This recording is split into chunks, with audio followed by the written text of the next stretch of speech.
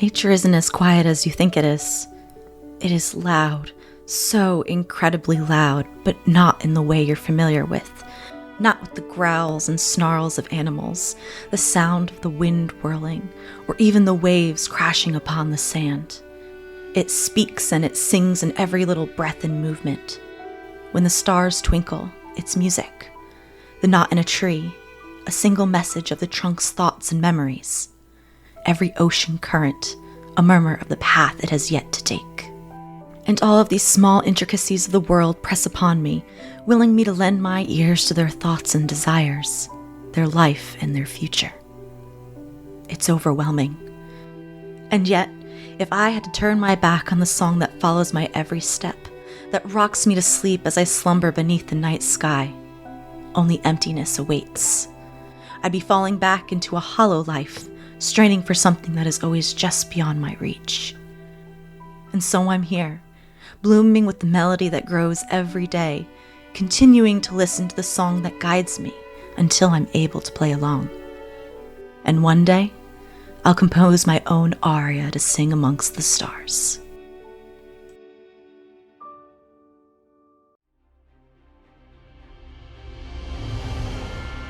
There is a great war emerging, a war between righteousness and evil, the light and the darkness, between the truth and the lies.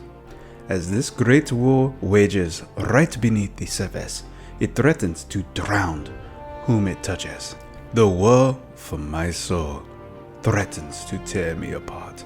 The truth of the great Triton protector has shown me the lies of a false god who deceived my tribe, the Nalos. Now they remain manipulated by the lies and isolated from the other Tritons. Within my body, the light of Prasanna ignites a great flame, but I have been touched by the darkness of the Shadowfell.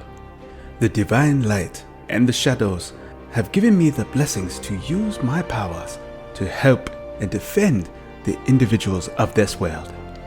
May my mind, heart, and soul be filled with righteousness and not fully engulfed in the evils that have influenced my people. May I have the strength to face my indiscretions of my past and save the Nalos from certain death. May I find balance through this war, to use my love and the pain that I have endured to protect the very people that mean the world to me. For my new tribe, my new family. This war remains, but I will fight it gladly until I become one with the protector of the infinite seas, Proximus.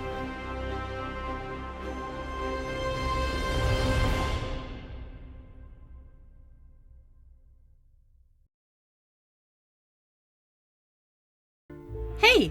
Hi! I don't have time for this. No offense, very busy. Hand me that red flask. The one on the left. Your other left. Oh, it's Winnie, sea scavenger extraordinaire. Shouldn't she be scavenging? Yes, I should. But no, there's things out there. Star things. Powerful things. World-changing things that need to be investigated. There's something... Jeffrey, don't eat that. Something I know I knew. There's so much I don't remember. Don't know. I have to relearn it. But how? So, I'm here, experimenting. Trying not to set the ship on fire. I don't even know what I'm looking for, exactly. Can a star be created? Can you get close to making a star? How do you reverse engineer the biggest magical object you've ever come across when you don't even have it anymore? See, I'm really good at the questions, but all I'm finding so far are more of them and no answers. Well, and a potion that makes you, really strong, but that's not what I wanted. Hey, do you... No, Jeffrey, don't eat that!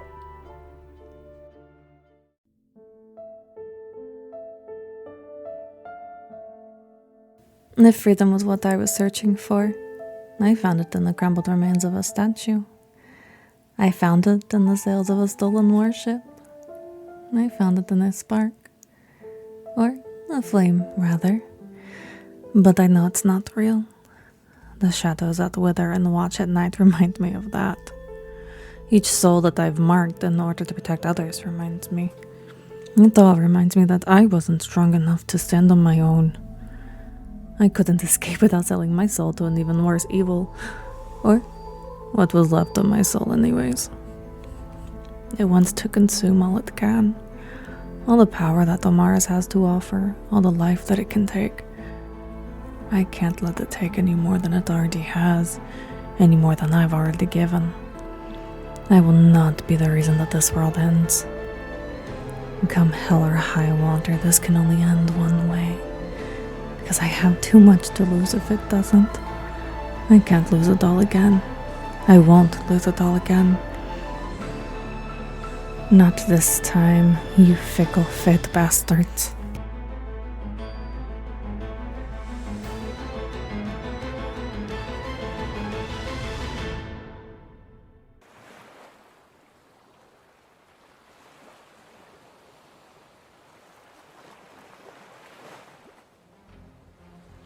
Waves crash on the beach of an endless sea. In them you hear a voice, a beckoning lure you have heard so many times before. It is the song of the horizon. She calls to you. She sings of endless wonders and untold horrors, of golden promises and dire warnings, and you know her song. It has always been there. Listen, can you hear it? The wind is in your favor, the tide is rising, the sea is yours for the taking, and your ship awaits. Fair winds and following seas, brave mariner. May fortune find you when the horizon calls. Ahoy, and welcome to Horizon's Call, everybody. I am Derek Sword. I am your GM. I use he, him pronouns. Yes, Sword is my real last name. Yes, it's awesome. No, you can't have it. I haven't said that in a while. Had to remind you all. Welcome to Horizon's Call. I'm very excited to be here with my full cast once again.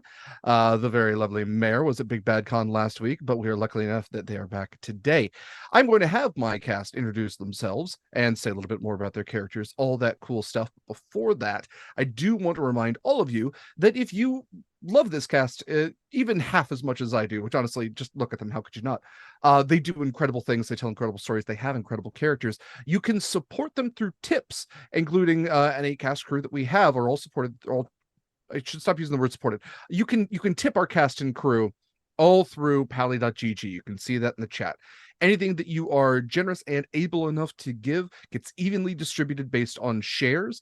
And if you give us certain levels, you can impact our game. You can give advantages. You can give crits. You can give things called black spots, which are extra little complications that are fun for me. And then to balance out karma, I do contractually have to sing a sea shanty when that happens once we go to break. Bear that in mind. We have a fun game lined up today, so let's get into it. Before that, let's go ahead and go around. It's been a day, so I forget who goes first. Actually, it's Mare. Mare goes first. I should know that. Mare, would you mind starting us out? Hello, my name is Mare. I use they, she pronouns, and I'm playing your lovely Acacia, who starts with the letter A, and that should be your indicator on why I start first every single week. First letter of the alphabet. You would think that, and yet Eva is the one that decides the order, and sometimes she throws me a curveball just to see if I'm paying attention. But yeah, fantastic. but my character is Acacia, the Centaur Rogue Star Druid, who was apparently the cat herder last week and was not here, and shenanigans happened. Shenanigans did in fact happen. Yes, the cats went wild in town, and they're still picking up pieces. They will be for years. Fantastic. Thank you, Mare. Eva. Hi, hello. I am Eva. I am your alchemical sea elf artificer. Those are all accurate this week as opposed to last time. And we both use she, her pronouns. And the only reason I throw you curveballs is because sometimes I forget the alphabet. That's just how that works. That's true. Yeah. Yeah, we sing it every single day, and still she forgets. Fantastic. Thank you, Eva. Next up, Mikyl. Hi, fam. I'm Mikyl. I do my ABCs daily also.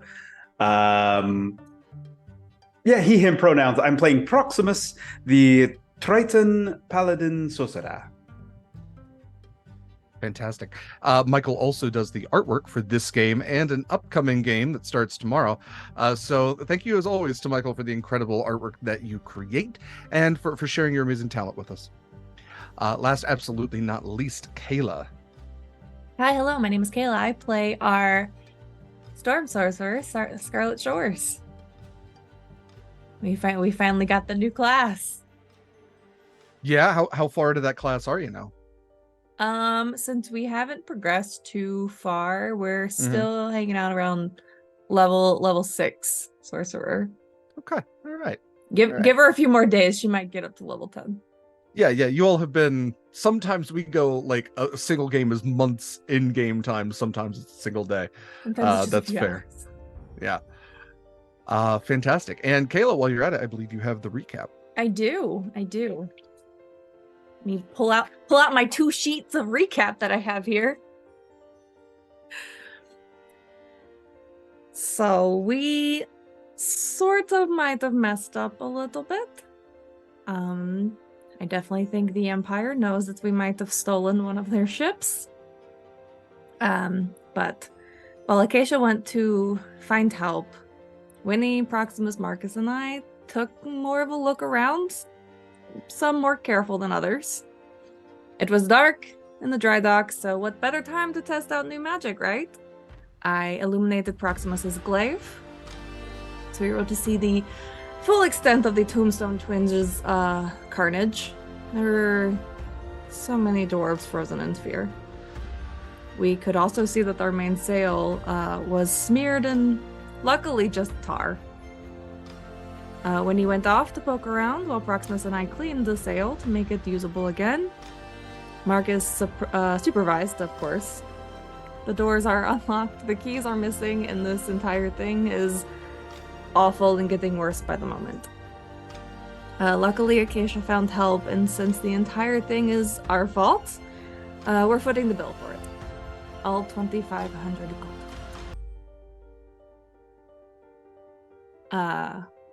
While we were doing that, Winnie was making a friends list, apparently.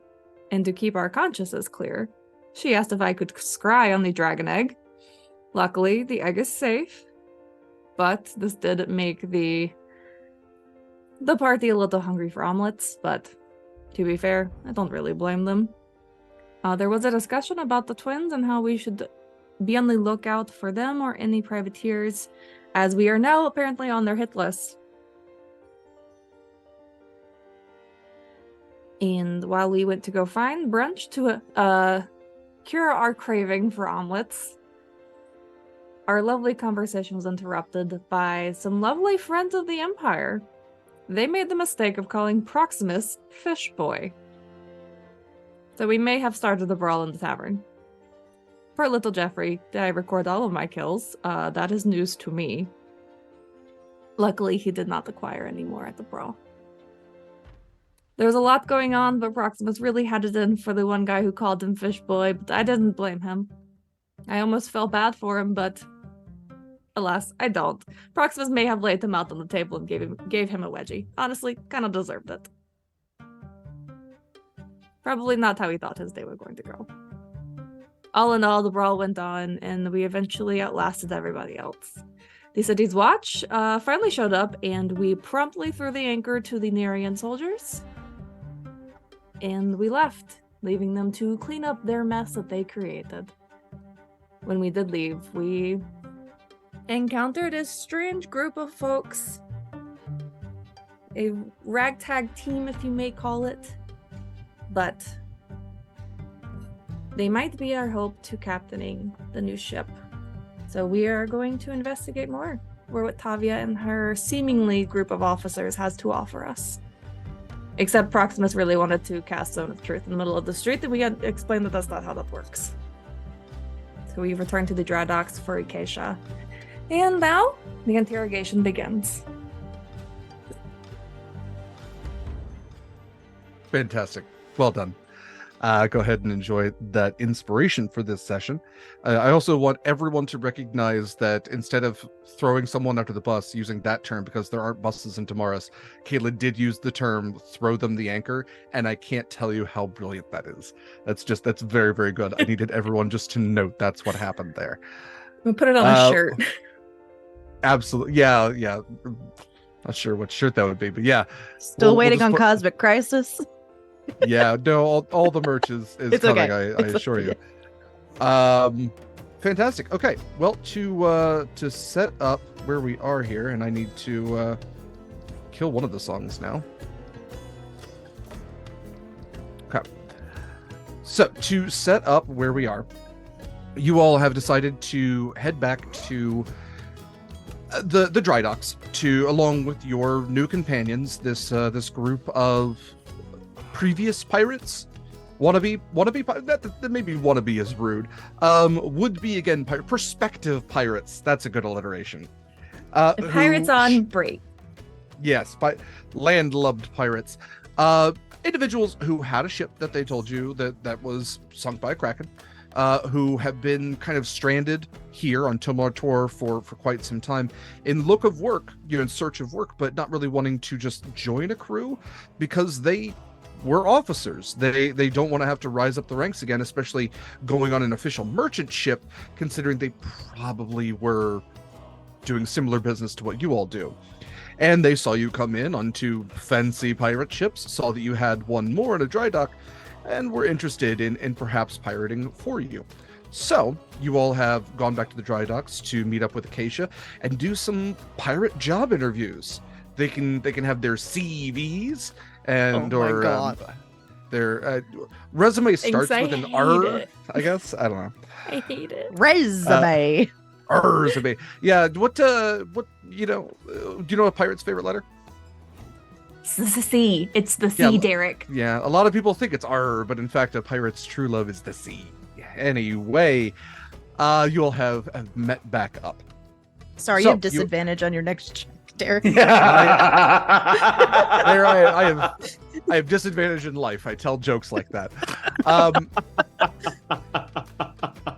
So with your, what is that, 3, 4, 5, 6 companions, you all have met back up. Acacia, you might note that your friends, in addition to having these companions, they prestidigitate. I believe prestidigitation was cast to make sure that most food had been cleaned off of them, and yet you could with a perception as high as yours, you note that there's food caked on the bottom of their shoes, and it's there's something off. There's that thing of, You look too clean. Charlotte looks about, half hurt, half on the ground. Not looking very good. Half hurt. So you come in looking as you do with a bunch of fucks I don't know. Basically. Yeah, that's exactly the really right. wild college parties. Okay. So We have Derek, friends. are the clerics still here, or did they leave with all the dwarves? they are probably still at the point where they are carefully loading dwarves onto a cart, trying not to knock any of them over and break off a thumb or anything. Okay. So yes, the clerics are probably still there. The high priest is probably left, but the lower tier ones are loading them up, strapping them down. The acolytes. Yes. When everyone else arrives, I just stop and I look at you. What kind of trouble did you get into? Don't Did know we what get you're into talking trouble about. if we were the ones arrested? What kind of trouble were you involved in? We were simple bystanders in a bar brawl. Someone maybe. was mean to Proximus. Who in their right mind would look at, and I motion to very strong armored Proximus and try to pick a fight with him? A Nerian. Anarian. Did you win?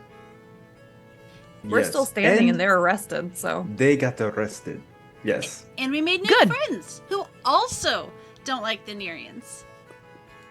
Okay, so that's not. I don't have to be too as suspicious as I normally am. if you also don't like the Nereans. Hi. This is Well, I'm this glad is you our won. other. This is Acacia, who we were probably telling you about on our way here. Hello. They all like give a different, like the captain is like handshake out, I guess handshake up towards you. The drow first mate has their arms crossed and kind of just like a very sly look to them. The Dragonborn is like heads taller than everybody in the back and is just mumbling something. The turtle facing completely the other way. And the Tabaxi is just kind of like kicking a rock and then looks up and just waves. Like is like watching our six or just not interested? It's a very slow, just doing a 360. We may never know. Looking around. 1, 2, 3. Did you want Yeah. Did you want to ask, or did you want to like look where they're looking? I just want to look where they're looking. Yeah. Yeah, just 1,000-yard stare. Like there's not a focus. There's you can't tell if there's a brain cell behind those eyes. But We're going to find out I eventually. will die for them. They see you looking and they go, "What are you staring at?" Oh, I was just trying to see what you were looking at. I didn't know if maybe you saw a threat or something. I wasn't looking at anything. I was dreaming. Oh, Eric, I love I've them. taught myself to sleep while standing up with my eyes wide open to avoid predators. that is a wonderful skill. What? I'm Are you sorry, what asleep did you right say? now? I fell asleep. I did. What? I did nothing. I very much like you. I think you are great. Okay. And he steps slowly away, not trying to disturb the sleep. All right then. Anyway, new friends. Why? I would say looking mostly at everyone else. They might want to captain the new ship. Also, you can never have too many friends, Acacia. Berwinny. I Yes, mean, you see- that's... Which is why I was looking at you, Scarlet, when I asked that question. Oh, yeah. So, Yes, I'm Captain Tavia Galespire, and you have a ship. I would like a ship, not to take from you, but to captain under your particular enterprise, under your flag. I would really like to get off of this island, and I would like to do it not necessarily in direct servitude to another person. yeah. I just remembered something that maybe we didn't tell you, and maybe we should, because it seems kind of unfair to not prepare you for such an outcome. So, So we're literally just doing a job interview, is the vibes Yeah. I'm getting. yeah. Okay. But like, We should disclose the situation we might be involved in. yeah. Question what? 1, how do you feel about being chased by multiple parties? And not a good way. I mean, Hostile That's- parties. What if one of those parties was 2 people? Have you heard of the Tombstone Twins? yes. Terrible stories, so I've heard. Well, we Hostile might be party being number chased 1. by these two. Because they kind of like the ship.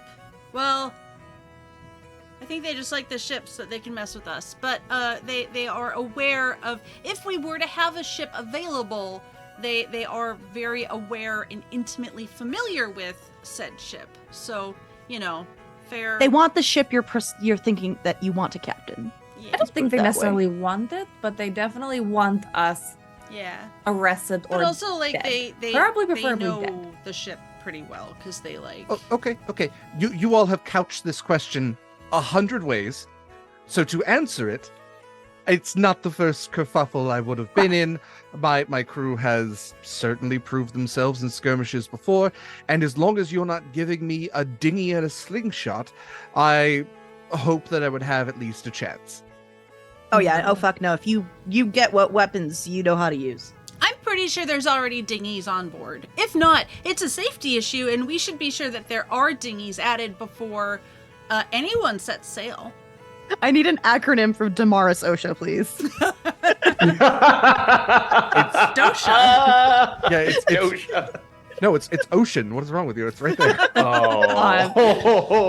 To be clear, you will have, if we decide to actually employ you, you would have full access to the entire ship as well as any weaponry that it comes with, or we can fit it with additional if that makes you feel more comfortable. Except for cabin 11. Never go in cabin 11. What's in cabin 11? I'm not sure. I don't Winnie? think there is a cabin 11. We have I just thought it was one really rule. ominous and fun to say. All We right. have one I'm- rule: we don't talk about cabin 11. I don't It's think like it's best in Proximus' interviews to just make things up, but I've not inspected the ship. I'm sure it has some sort of weaponry on it, and that's the whole point of piracy, is to pirate other people with better weapons and take their weapons from them. So to be perfectly clear, we're not going to fit this as one of our Main pirate ships, so to say. It is going to be disguised as a merchant ship because that is essentially what it is. We need to move goods back and forth, and we need to do it under the guise of not us, essentially. We'll I'm assuming we're say having this conversation legitimacy. not near the acolytes. Oh, Yes. yeah. Yeah, in Proximus, this is a zone of truth, I'm assuming, because they all would Yes. have opted to fail. Okay. Yeah. Well, no, Winnie. not everyone opted to fail. Not I'm saying all everyone the- opted. I'm saying all the NPCs, so if you did not... No. Up- You said that the You drow literally just didn't. lied, Whitney. You're said that the correct. I'm drow sorry. did not. I'm sorry. Yeah. Yes, I forgot that we got and there little last Jeffrey. week. But also, what did I lie about? Cabin 11. Cabin 11. Oh, Oh, yeah, I right. forgot about the zone of truth. So, just kidding. There's a cabin 11. It's just not actually To haunted. Winnie, it was real for It's a just moment. it's just a storage Right. closet. Zone Um, of truth doesn't count for delusions, apparently. It does. It is pretty sure it's based off of like what you believe in and what you think is Right. true. So, Right. yeah. Right. Yeah, is it not a lie if it's just a joke? Anyway, You cannot say any Anyway. falsehoods. I don't know. Let's keep going. yeah. Going by the Jim Carrey movie Liar Liar, I don't believe that you can come across with any sort of falsehood, even if it's meant to be a joke. Great. I love that that's the reference for Yeah. Well, Yeah, I mean, why not? Sorry, going by the FX series Lie to Me. Oh my god. so Anyway, So, Anyway, what your question was? Yes, I understand that this is going to be a smuggling operation, and in fact, that's probably for the best. There's moving goods back and forth, sure. Not getting Is into that direct combat something- unless necessary. I've been boarded plenty of times, and I know where to hide things, so that's, Well, that's not a good. problem. so this is since we're essentially Even I doing get boarded sometimes. You think I had a choice? There's your Star Wars quote for the day. mhm. sorry, my brain went in a completely Okay, different Java. direction. I know mean, it did. same, I but saw it's your fine. face. Oh, It's fine. oh, the wrong kind of boarded. Michael. Whoa, Michael. Our innocent over here. Oh, Oh. buddy. whoa. So essentially, just to make sure that we are a compatible fit with one another, I will start off by stating I am the captain of the Cross's Mercy.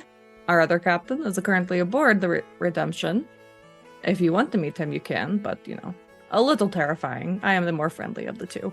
I might bite more though. Surprisingly, Zone she's of the more friendly truth. too. If I'm getting called out, I present nicer. I You do dress have a nicer. few. You have a lot of thorns on your pretty face. God damn y'all. You started it. We Everyone are get- extra spicy So today. tune in tomorrow. What is going? I have to get like Kayla's 2 sessions of nightmares. roleplay in because I wasn't so last good. week. I know. Today so we're just good. dragging Scarlet. It's fine. All right, yeah. La- I'm gonna have last Marcus week- run the last interview, so I'm just weekend- gonna talk to myself for a little bit. Last so, weekend's was Marcus dragging. This weekend, Scarlet. It's fine. Anyway, Yeah. I do taking have talking just privileges from all of you. I have a few questions regarding just your history with the seas. Yes, for all of us, certainly. Why not? Sure. Mostly, I guess you. If you are employing these individuals, I assume they're your officers. They are. I can speak for all of them.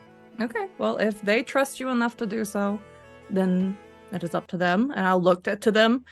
I'll look to the officers to see if there's like a general, like at least nod. Yeah, nods all around. I think that.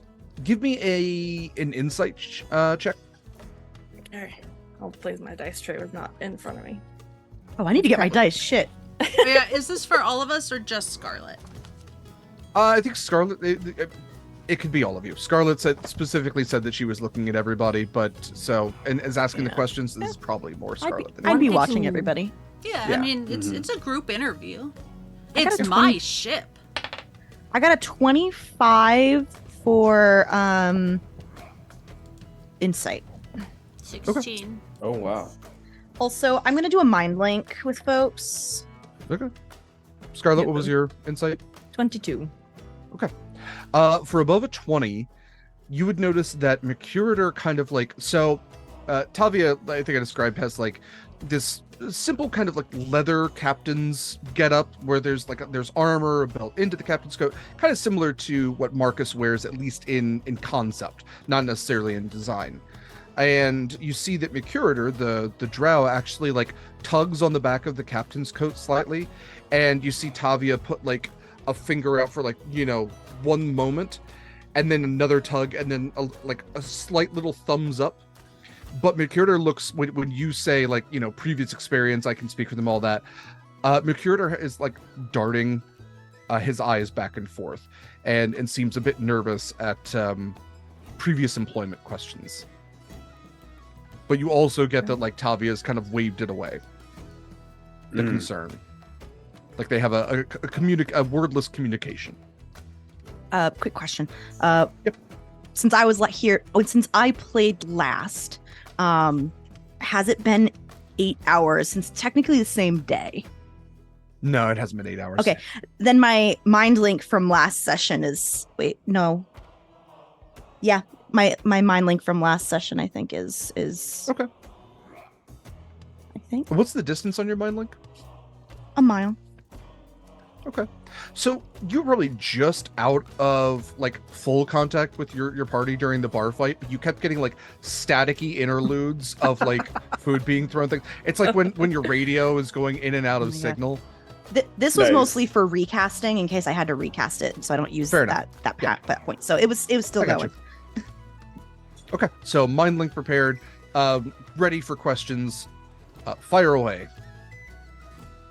First and foremost, who are your officers? I see these group of people in front of us, but Yes, of course, absolutely. Tavia goes to like Vanna White present her officers. My first mate, Mercuritor, a mysterious individual from far beneath the surface world who has been a great partner in life to me, and I would always have by my side the most trustworthy individual I have ever met in this life or any. And Mercuritor, again, just like arms crossed, just kind of sticks a chin up. Hello. you said partner in life. Yes, we are romantically involved. Oh. I know it's probably not ideal to be romantically involved with your first mate, but I was Things going happen. to ask with that follow-up question. Oh, yeah, I was just gonna say, like, we just happen to have a lot of like captain experience with people who are kind of beyond the veil, so that might have also been the clarification. I do want to follow up on that question, though. Have you ever had any conflicts of interest between crew and captain responsibilities because of your romantic involvement? And can you also tell us a situation in which you overcame that and then came to a good agreement? Maybe one question at a time? It is a 3-part question, and yes, we will score this. Maybe one question at a time. Proximus, thank you. Thank you. The rest of your officers, please. And then we can circle back to your first mate. There has never been a direct conflict between us, just to address that briefly, but I will go into more detail after the officers. My bosun, Vargas the Profane, as he is known to his people, a dragonborn exile of some great infamy among his people. And the dragonborn just puts up a hand and goes, "Nice to fucking meet you." Nice to meet you as well. Nice to fucking meet you too. Yes. Proximus? Fuck yeah. What? No, that's good shit. That's good shit.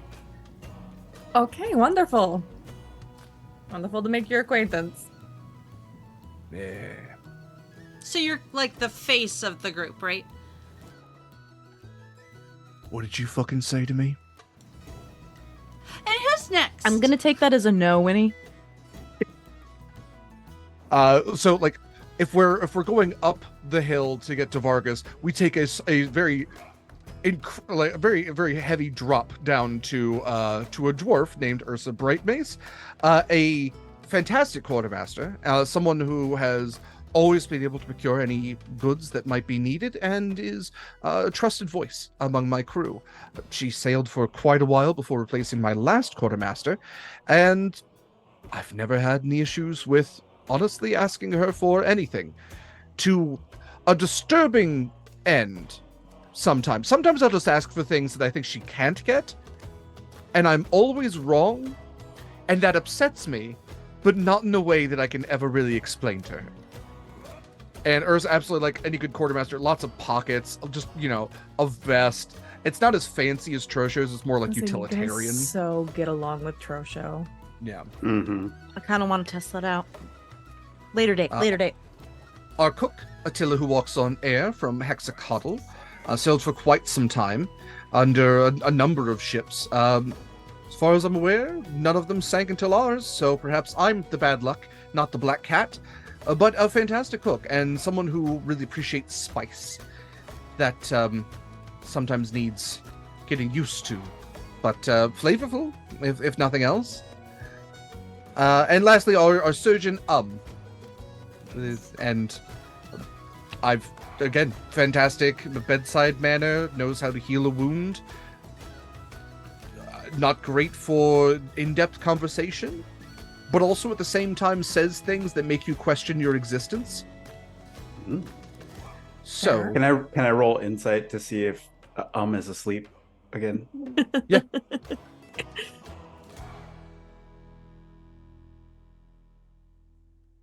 That's a 28. So, like, eyes staring straight ahead, the mouth, like the little beak turtle mouth, is just a little bit open. It's,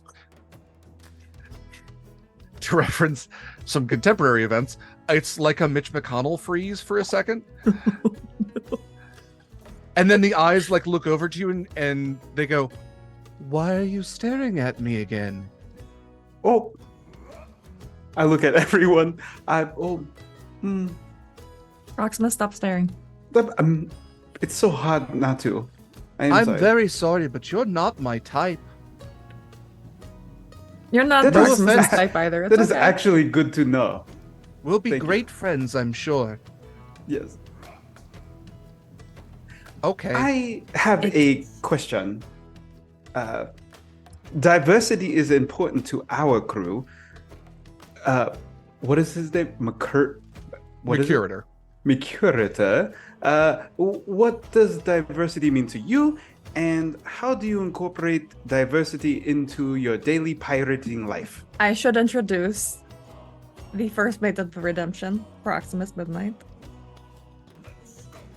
Right. Well, as a drow being from a place where diversity is not necessarily a thing that is respected, I have fought through assassination attempts and poisoned fangs to get to the surface and serve here amongst the lovely and wonderful and multitudinous folk of the surface world. So I try to, and literally looks at the other officers, embrace diversity, literally like species wise, like across the board. Like it feels like the game master intentionally didn't double up on anything throughout any of this. Derek, can I roll an insight check for the first half of that? Sure, yeah. Where is your accent from? I've never heard an accent like that before. Oh, the Underdark this is where they talk like this. I got a nat 'Cause 20 it's with from down 28. Down south. I hate it. I got a nat 20 for a 28, Derek. As someone who's from Virginia, I hate it. They are 100 like an insight check isn't necessarily like a lie detector, but there is, I would say, a performativeness to this that it sounds rehearsed. I'll give you that. Like this is a practice thing. This isn't them going like, this is a story that they've told in bars. They've told to people 100 times to fight through the venomed fangs of assassination attempts. Yeah. Like, yeah, there's something practiced to Mikyl. I ping everyone mentally. I don't not like him, but that was a bit flamboyant. For someone who is hiding behind their captain, I agree. Right. A little over the top. But let's I hide continue our behind. question. Or are you saying That this was out loud? was mind in link, the mind link, yeah. Mind link, yeah. But Mikyl continues. I've sailed a number of different types of ships. Your answer. We will get back to the captain questions now. We will circle back around to this. I'm sure there will be plenty of nights where we just yammer on about. It's job experience, but sure. We just need the short and sweet. We don't need the book. Short and sweet. Do you want the job or not kind of thing at this point. So, Tavia. Yes. I'll leave the other questions on the side for now. Purposely avoiding those questions that Acacia and Praximus had. Mine was a valid question about the validity, like, of the relationship. It is, but Scarlett is avoiding those for a very This is specific very reason. dismissive, and I don't like it. Oh, that's right. I forgot. How long have you been sailing? All of us different periods of time. Personally, I've been on a ship since I was 14, and I have captained for at least, 8 years now, roughly. Okay. And have you sailed under anyone? I've sailed under a number of people. organizations. Any sea hags? Have you sailed under the Nereans? Yes, actually, that I stowed away on a Nerean ship. I'm from the Nerean Empire, technically. I think I'm still a citizen. I don't think that they have officially exiled me yet, but that's mostly because I've kept my name off the wanted posters. Well, But that's good it's what a smuggler is meant to do. But no, I started on a Nerean ship, and shortly after that, came to not appreciate sailing on a Nerean ship. So I found my way to an Eocean ship, sailed out of the Pelennor Keys for a little while. I moved on to an Enothi ship, sailed with some goblins for a bit. That was a lot. So I moved on from there. I ended up doing a little bit out of Hillholm for a while, but honestly, halfling cabins are a bit stuffy. And ended up getting myself actually a pretty nice elven ship out of Near Alir, but that is the one that I recently lost, yes. Follow-up question. What are your thoughts on the current events regarding the Nereans? I think that they're pushing their luck as far as things go, and I think that they're trying to start shit that they can't finish, but at the same time, I don't think they have an end goal in mind. I think that they are just being greedy and pushy. I think that from what I know, from what I've heard back in the Empire, that the three emperors are in a bit of turmoil right now, that there's probably going to be some turnover here. And likely that's going to lead to whoever's left ruling over quite a bit of ashes. But I was never a big fan of the imperial structure to begin with. Never did me any favors. I'll ping everyone again. I like that answer, and I like her. Just get an eyebrow raised from Scarlet. And I don't know if you can see that or not, but yeah. So if anything, good information if we ever want to, good inside information if we want to mess with the Nerians in the future. I most certainly do. So these ships that you sailed, the last one at least, was your own. Yes, in as much as I took it, claimed it, sailed it, and no one was ever really able to take it from me until a Kraken did. So what is going to keep you from taking our ship and just going off? I guess the word of my bond and you paying me? Fair. Ships are valuable these days. If someone's just handing you a ship to sail, why not just take it? Well, to be quite honest, that's what I'm looking to do, but I'm also looking to take it based on your commands of where to go. I just don't want to be here anymore. That's the foundation of it. Okay. Noted, you don't want to be here. Personally, I would like as little oversight as possible, but if you have things that need taken from A to B to C to D, I'm happy to see to that happening. I'm sure there will be instances, but there will be no... How do I put this? There will be no micromanaging. It will be your ship to do with, just as long as it is within lines. What would Fair you enough. do if left to your own devices on a ship such as this? That isn't exactly, a warship, but is somewhat... I would smuggle with a ship like this, much like you were suggesting. It's not meant for open combat, and it's not meant necessarily for direct acts of piracy. So yes, I would absolutely just try to smuggle, make money off of that, fence goods, and make enough money that I could retire somewhere nice when I'm good and old and ready. We do have a nice island that we just were... Oh, that's that true. we just acquired. Yeah, there's... Within legal means. Fair. We acquired that legally, yeah. In legal means. Yeah, that's This is our actually island. true. We don't What do everything island is- sketchy. That? It's the island formerly known as... Undertow? I can tell them, right? Yeah, Undertow. Up near... Just past Axia. Off the coast of Hillholm, right. Yeah. That one. I didn't think anyone lived there. All right, well, We fixed We do it. now. fixed it. Yeah, It was that's a a good way Hydra. to use it to, yeah. Yeah. So if you were going to smuggle and fence and such things, that sort of implies that you have like contacts and affiliations. Perhaps not affiliations strong enough to get you off this island so far, but just to make sure, like, it's one thing to hate on the Empire because it's so easy, but just to make sure that, like, we're not working at cross purposes, like, who would you be looking to trade with or Well, like I said, I sailed out of Hillholm for quite a little while, so I have connections within the Rose Crests, if you're familiar with them.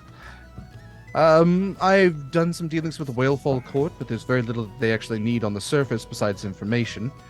I've run weapons here and there to different and various individuals.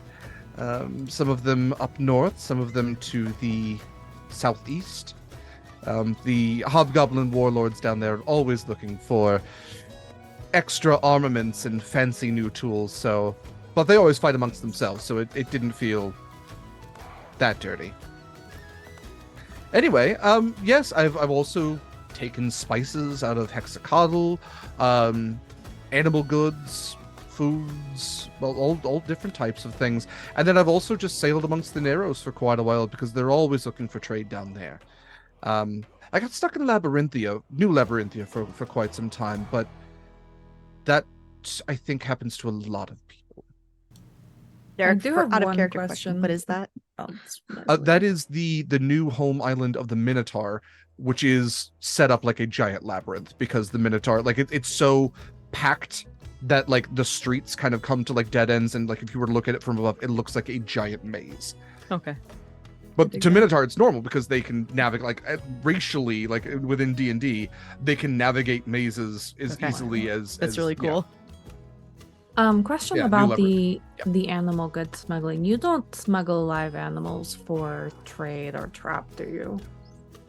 We did some of that, but it was mostly for what do you call them? Private collections. Not necessarily for hunting, but no, the Narrows, Telecon, Hexacodal have some unique fauna that were desirable. It was always done ethically, and it was never for, we eat certain animals, but not these. I don't think anyone would want to eat these individuals. I want to bar against the smuggling of animals, if that is okay. Sure, you get to call the shots. Okay. Now ping the mine link. I would prefer not to support the market that almost stole our flippins. I agree. And let's just also, yeah, I agree. Same. I agree. Yes. Go back to Tavia. Actually, out of character thing, because I can't recall if this is on the Lines and Veils list. Dobaris does not have slave trading, correct? It does not. No. Okay, so I'm not even going to mention it. Yeah, Good, I also thank you. had that moment where I was like, yeah. Wait a second. Same brain. Just double checking in with There everyone. Thank you very Great. much.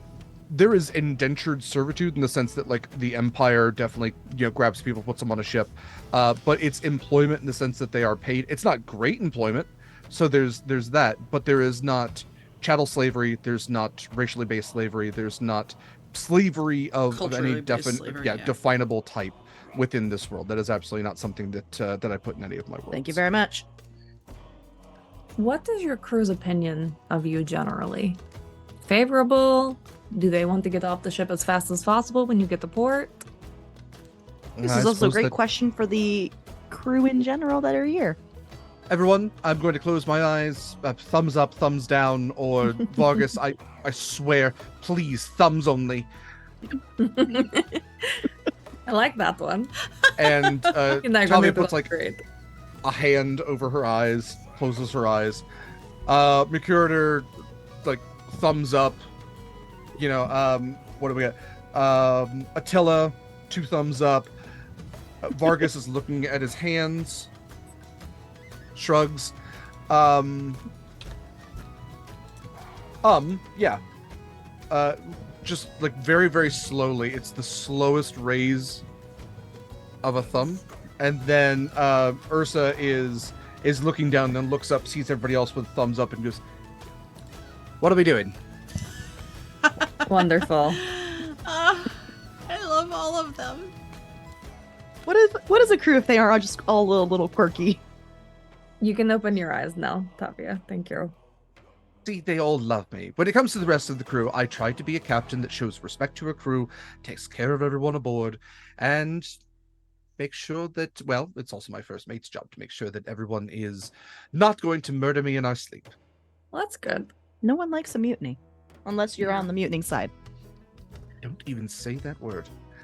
How much do you generally charge for your captaining services? I charge the standard rate of typically whatever I'm able to smuggle, a typical percentage from that. I believe going rate for captains is 20%. Okay. It's what you're paying, Connery. Okay. And yourself, yeah. Whatever. Yeah, I don't pay myself. It's fine. Oh, that's not true. You said you were putting it in like a fund. I just keep it with the ship's fund, so... Yeah.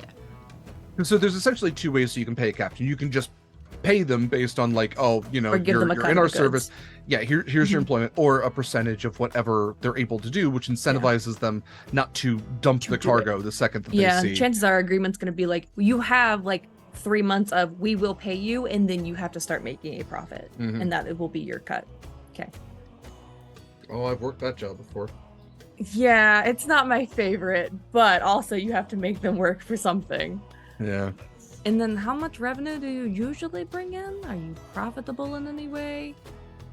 Are you worth our time? I think that I'm a great captain. I think that I can smuggle goods adequately and not have them taken or found. I can hold myself in a fight and know when to not fight. So, in that sense, as long as you give me valuable goods to smuggle, they will be valuable when they reach their designated destination. On the topic of smuggling and contacts and such, how are you with negotiating and working with others? Because we have a couple people on our end who are also in the smuggling business, and I think it would be beneficial if y'all worked together to get shit done. I think I'm affable, friendly, likable. You tell me, how am I doing? I don't hate you. That's a win actually for me. We're pretty still good. talking, so that's a good sign. Yeah, I'll take that. I'm looking at the blue one, though. What do you think about me? He has only been on the surface for about the year, and I can tell, which is why I'm asking. What I think that you are a very charismatic leader. Apparently, everyone likes you on your crew. I think that there are very good leadership skills. You seem to be asking everyone's opinion upon things that are asked. You are not taking control of them, so that is always a good leadership trait. I don't know about your judgment because we have not seen, but you did come up to us. You had a lot of information before you consulted with us. So I would say that you have a good judgment. I would say that you have all of the leadership traits that we are looking for someone aboard this ship. Is that what you were looking for? He is our first looks man at of the everyone other else. ship for a reason. See, Proximus is practically in love with me. He's ready to propose. That should be good enough. Winnie, what do you think? Since He you're the blushes. one, since this ship was your idea, and Correct. Yeah. Yes. Yeah. Well, in the mind link, Winnie will say, that was said out loud. I know, but Winnie's gonna like Okay. hem and haw Okay. verbally, and then in the mind link, Winnie's gonna say, I'm thinking maybe we could do like a little not like a test, but like let them Probation look period? at the ship. Oh. I mean, like a probation period would really be like, we have to hire a crew anyway, right? It would be interesting to watch this officer group. There's a word for that. These officers, you know, how they would go about hiring and whomst they would hire. But also, I'm interested to know, like, if they are going to be smuggling, I would like their opinion on, and I guess we could pay them for their time. That seems fair. To like give them an opportunity to look around the ship. I know that they just want off the island, and kind of any ship will do. But you know, don't want it to be a bad fit and be in the same position we were. right? But also, like, I'd be interested to know what changes they would want made, or would suggest. And I think that I, at the very least, would like to, as probationary, like, go back with them. If we all go to Undertow, because they should, Ascension Isle. You know, because, like, They should know should- where home base is. yeah, I and agree. everyone there should know them also. Because that's also, like, extra security for us. Mm-hmm. So Also, maybe a shell phone. Let us wrap up these questions, and I will let all of you take the officers. I will take Tavia, and then we will kind of head out from there. Yeah. Oh, we're in, like, a populated area. I could just look for sending stones. I don't know how common they are. I'm sure the GM can tell us in a moment. Yeah. Sorry, the dog is howling at something. What was the question? How popular are sending stones? How easy are they to come by? Yeah, because I feel like we can only push Rollins' goodwill so far with like so many sending stones. But Bold like, you to assume Scarlet won't ask. I mean, it's a fair ask, but also like Winnie is trying to be considerate and to not micromanage. Also, like just some way of quickly relaying information as needed. So the nice thing is you are on a what do you call it, like a mercantile kind of island, like it's a trading island.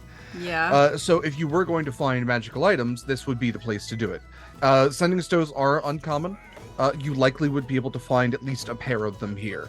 But much in the way that, like, you know, your shell phones connect all of you, sending stones are like two walkie-talkies. They connect only to each other. Yes. Okay.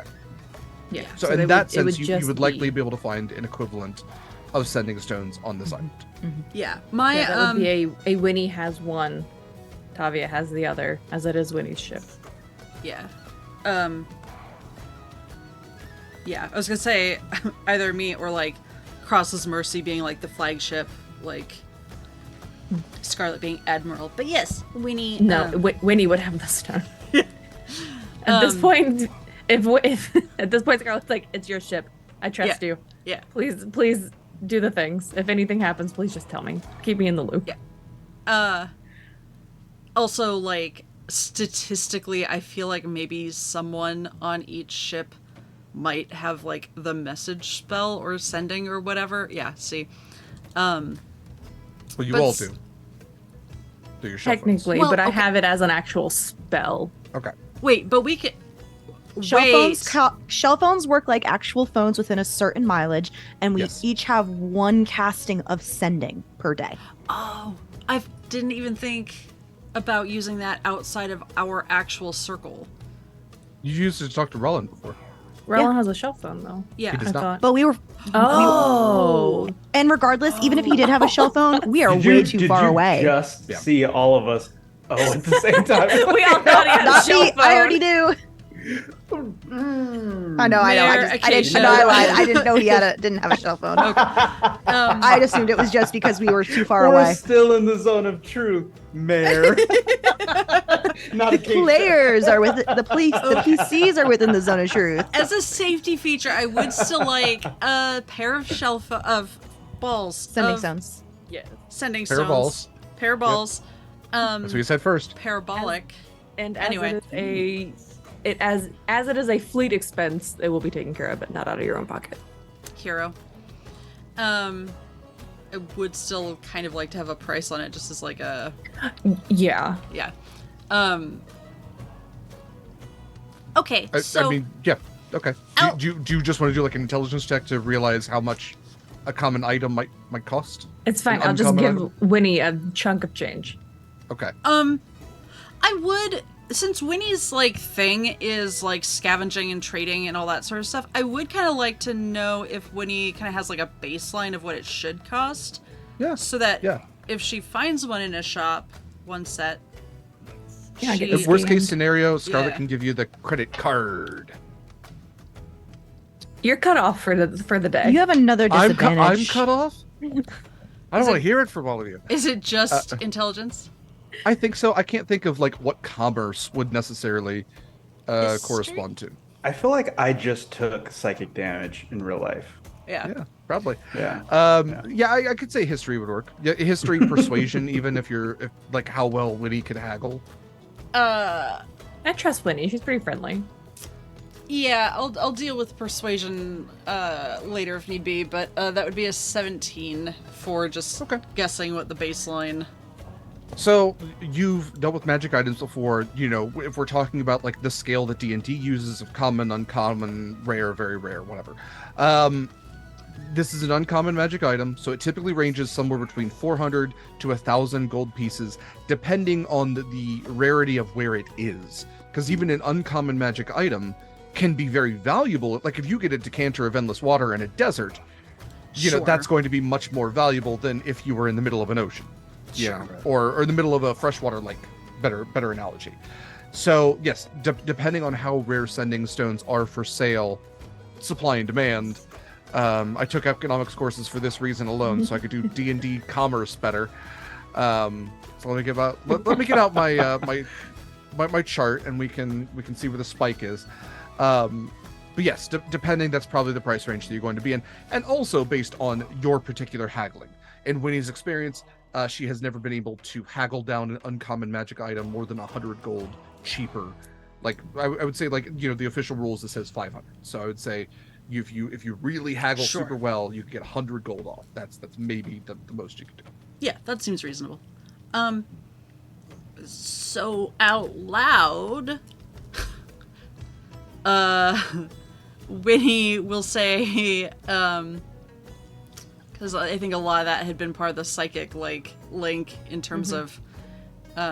Oh, you all had a psychic link while Winnie was doing math. Holy shit! It's just that fucking just gift. the meme. It's just the gift. Yeah, it's you all saw all the little symbols in front of you. The curtain parted, and it was just equations and little animated monkey toys.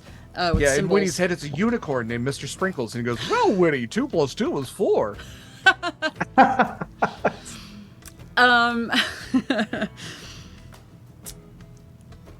So, yes, I would technically be your direct report, who you would be reporting to, and if... Do you prefer the title Commodore, Admiral,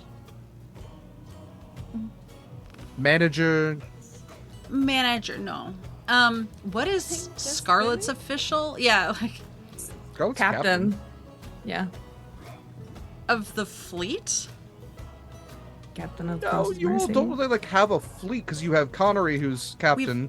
You have 3 Scarlet, ships who's the now. captain. I use Scarlet's fleet in three the very ships. loosest of terms. Right, but I mean, we are gathering ships, and, Cross's Mercy is the flagship, and,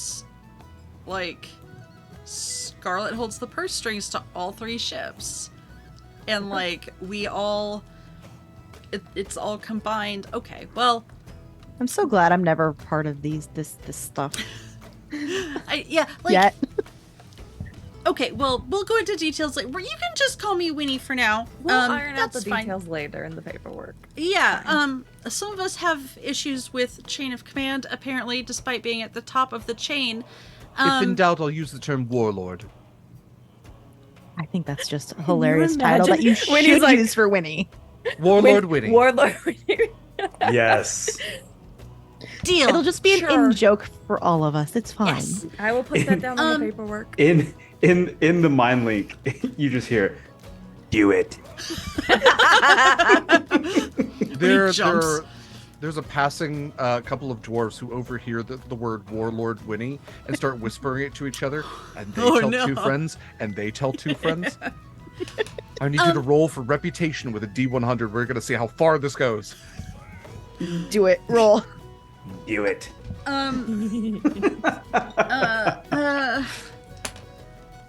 75. Dang. So, how... I know you said that, any ship to get you off this island would be great, but it's not really fair to just, toss you on a ship and say, best of luck, see you. Why don't we do a little tour, of the Star's Luck, and, you can see how well you think she's outfitted, and if there are any changes that you think reasonably could be made, because she's still in dry dock, and eventually some of these people will be thawed out and able to do a couple things before we head out.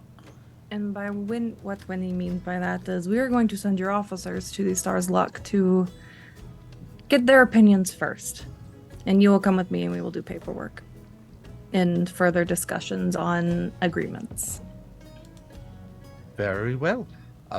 Needless to say, you are hired. Congratulations, folks. We've been hired. Hip hip. All right, no one's doing it. Okay. Hooray. Hooray! All right. Fantastic. Well, then, officers, with your counterparts, and I will see you shortly. Behave. And they all go walking with you. Does stop to Winnie. Did you need something? You said my name a lot. I'm really sorry. That was probably very distracting. It is an unfortunate conversational filler that I use. Oh, I understand. It keeps me awake. That's why I picked the name. Oh, that's good thinking. Okay. Would you like some... I don't know if I have anything. That was almost my name. I know, I kind of switched it up right in the middle. You did it again? I did it again. I'm just looking out. This is just to make you realize how often you say it. It's not like a mean thing or anything. It's just fun for me. I'm gonna throw myself into the sea. It's so mean to someone with Winnie, that doesn't mean Right, anything. right. You're an aquatic elf. Dang it! You have a point. Volcano it is. I sure wish I could drown. Would you? Where is the closest volcano? Derek. Oh my Oh, god. that's a Where good is closest? question. Relatively, you're not super far. You'd have to go to Hexacotl. We're not throwing. Actually, the Always nearest wanted to volcano know.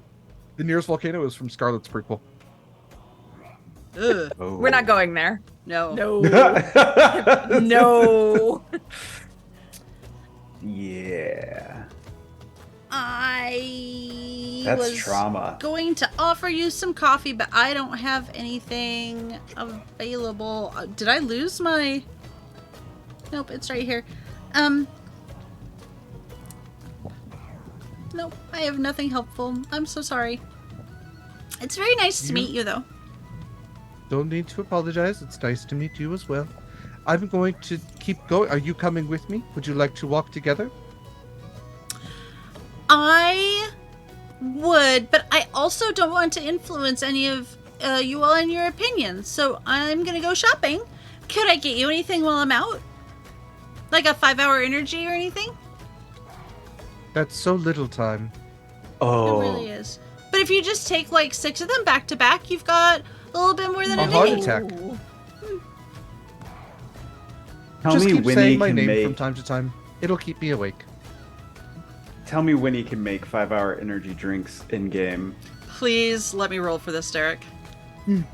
I have nothing. The alchemy jug, You like need to procure guava first, I think. we are in the tropics. Yeah, that's what I'm saying. Procure some guava. I'm going shopping. Add it to your shopping I list. will be right back. All right, great. We'll I roll would like once you get your ingredients. Guava and taurine and sending stones.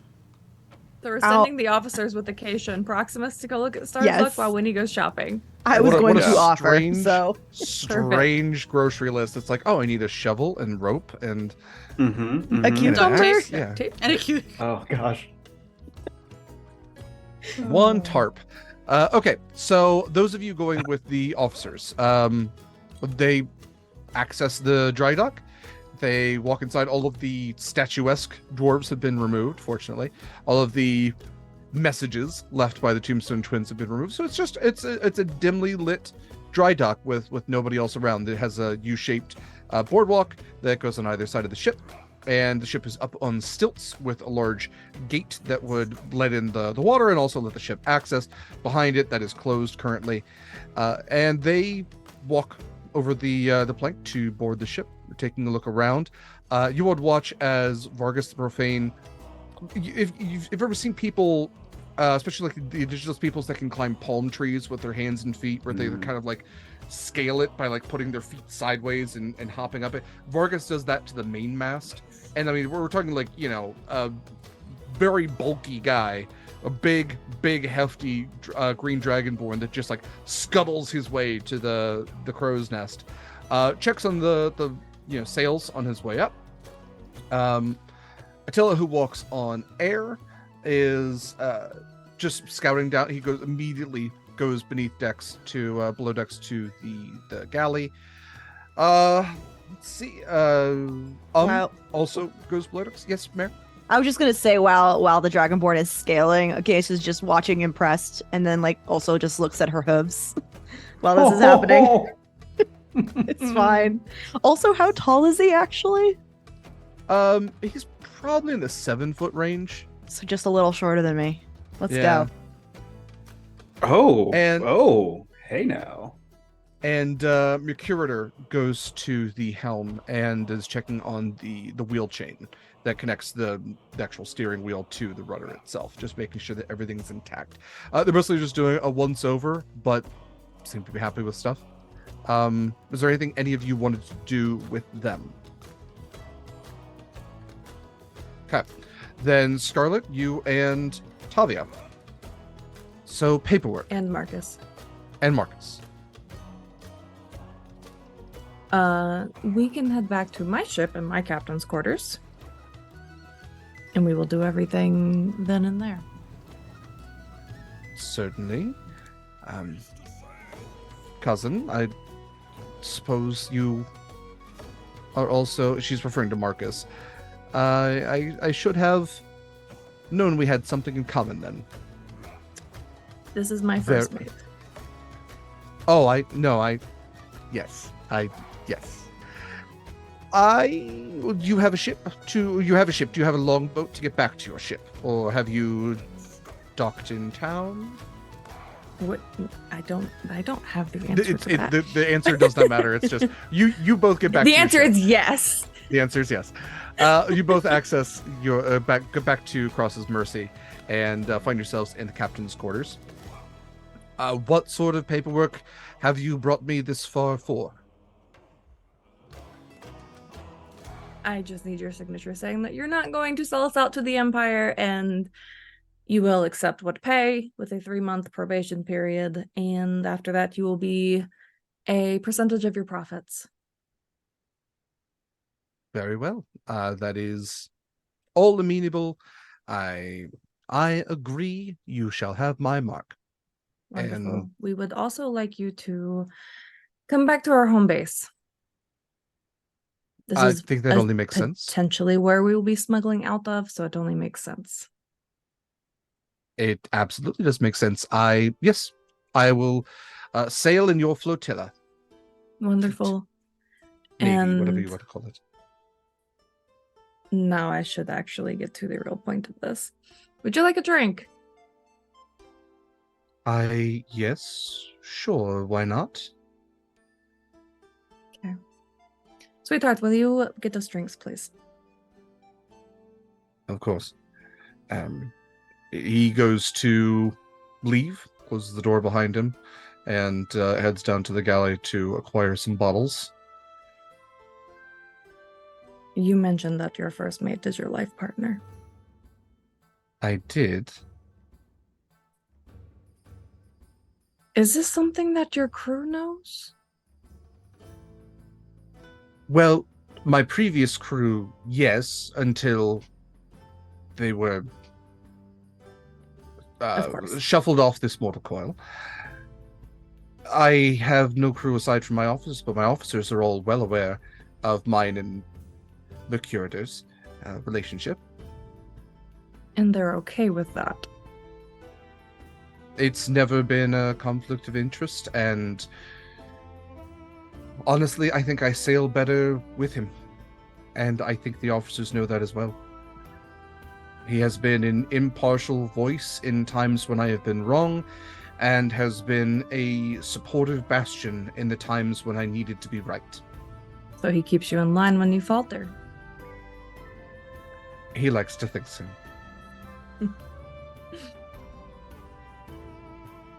So I get the feeling that yours does something similar. Sure, but more so under wraps. It is not something that is publicly known. I understand. I don't want to put a bad taste in anyone's mouth, as we did take this ship from the Nerian Empire and the previous captain. And I don't want anyone to get the bad impression. Did you take the ship by seducing your first mate? No, absolutely not. I actually took the position from him at first. And then I gave it back after he, I guess, proved himself. Someone had taken our Flittons. And I'll look over to Serona, who's probably just lounging somewhere in the captain's quarters. Someone had taken our Flittons from us when we were in port. And without questioning anything, he rescued them. And he's proved himself over and over. Earned your trust then. And you earned his. And you're worried that for all you've done, you haven't done the same with your crew? Not necessarily, but there's always the worry. I understand. I certainly do. But you've been sailing for some time, it seems? Some time. The ship and crew, both of our ships and crews have been through a lot in that time. One more so than the other, but the Redemption has been... we have been sailing with the Redemption longer. The one thing that I have learned, and take this however you want to, unasked for advice, but what I have learned is that it is best to be honest with your crew in almost every case. If you tell them they are going to die, it either lets them prepare for that death or it lets them fight against it, but it gives them the choice. It informs them.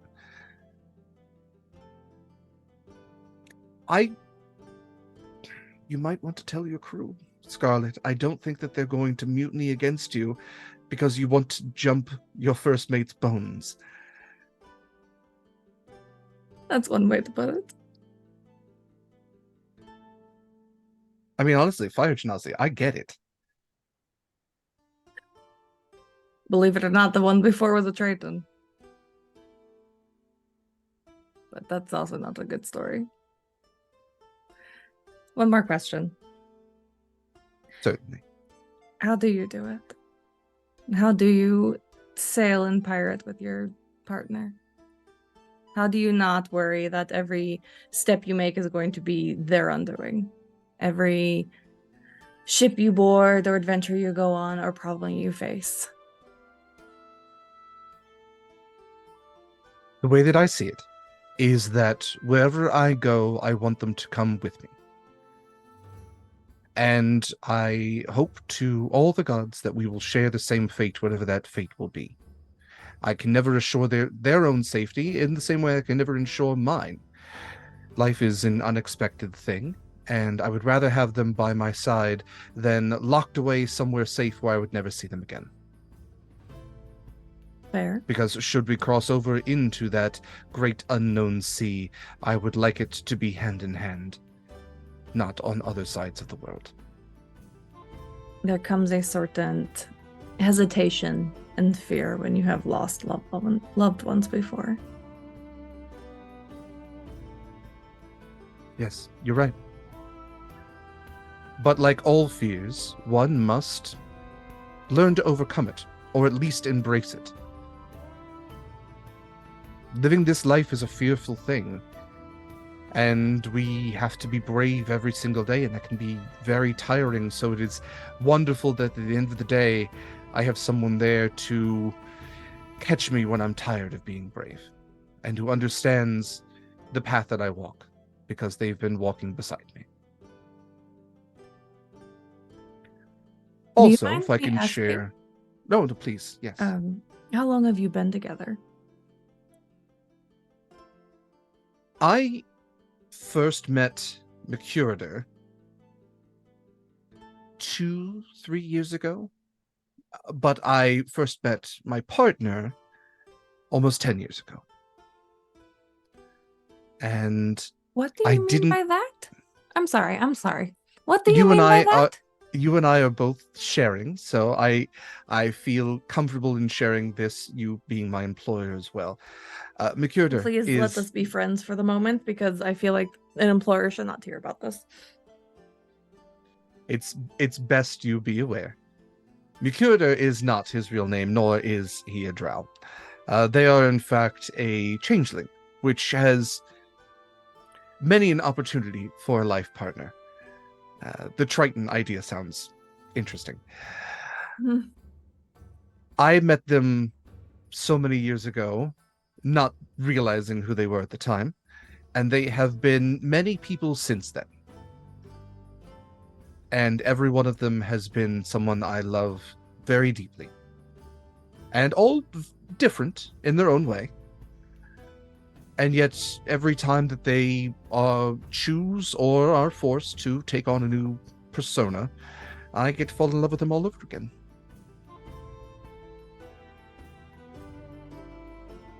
Okay.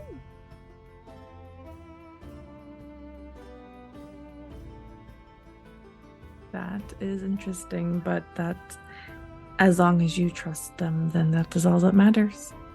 I do. And please do not quiz them about Drow. They know next to nothing. We had kind of picked up on that. Can you tell It was a choice. Can you tell him to drop the accent? Because I do not believe that is an actual one. As far as I know, it's correct. But again, the down south thing is a terrible joke. It's awful. It's terrible. Honestly, I think that he should probably sound Australian because they're at least down under.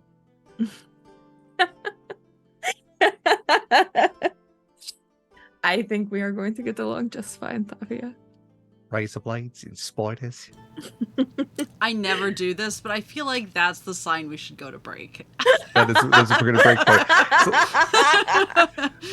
Literally the time for it. Fantastic. Thank you, everyone, for joining us so far and for all of this nonsensical whatevers. We will be back in 10 to 15. Take care of yourselves, do the things, and we'll be back shortly.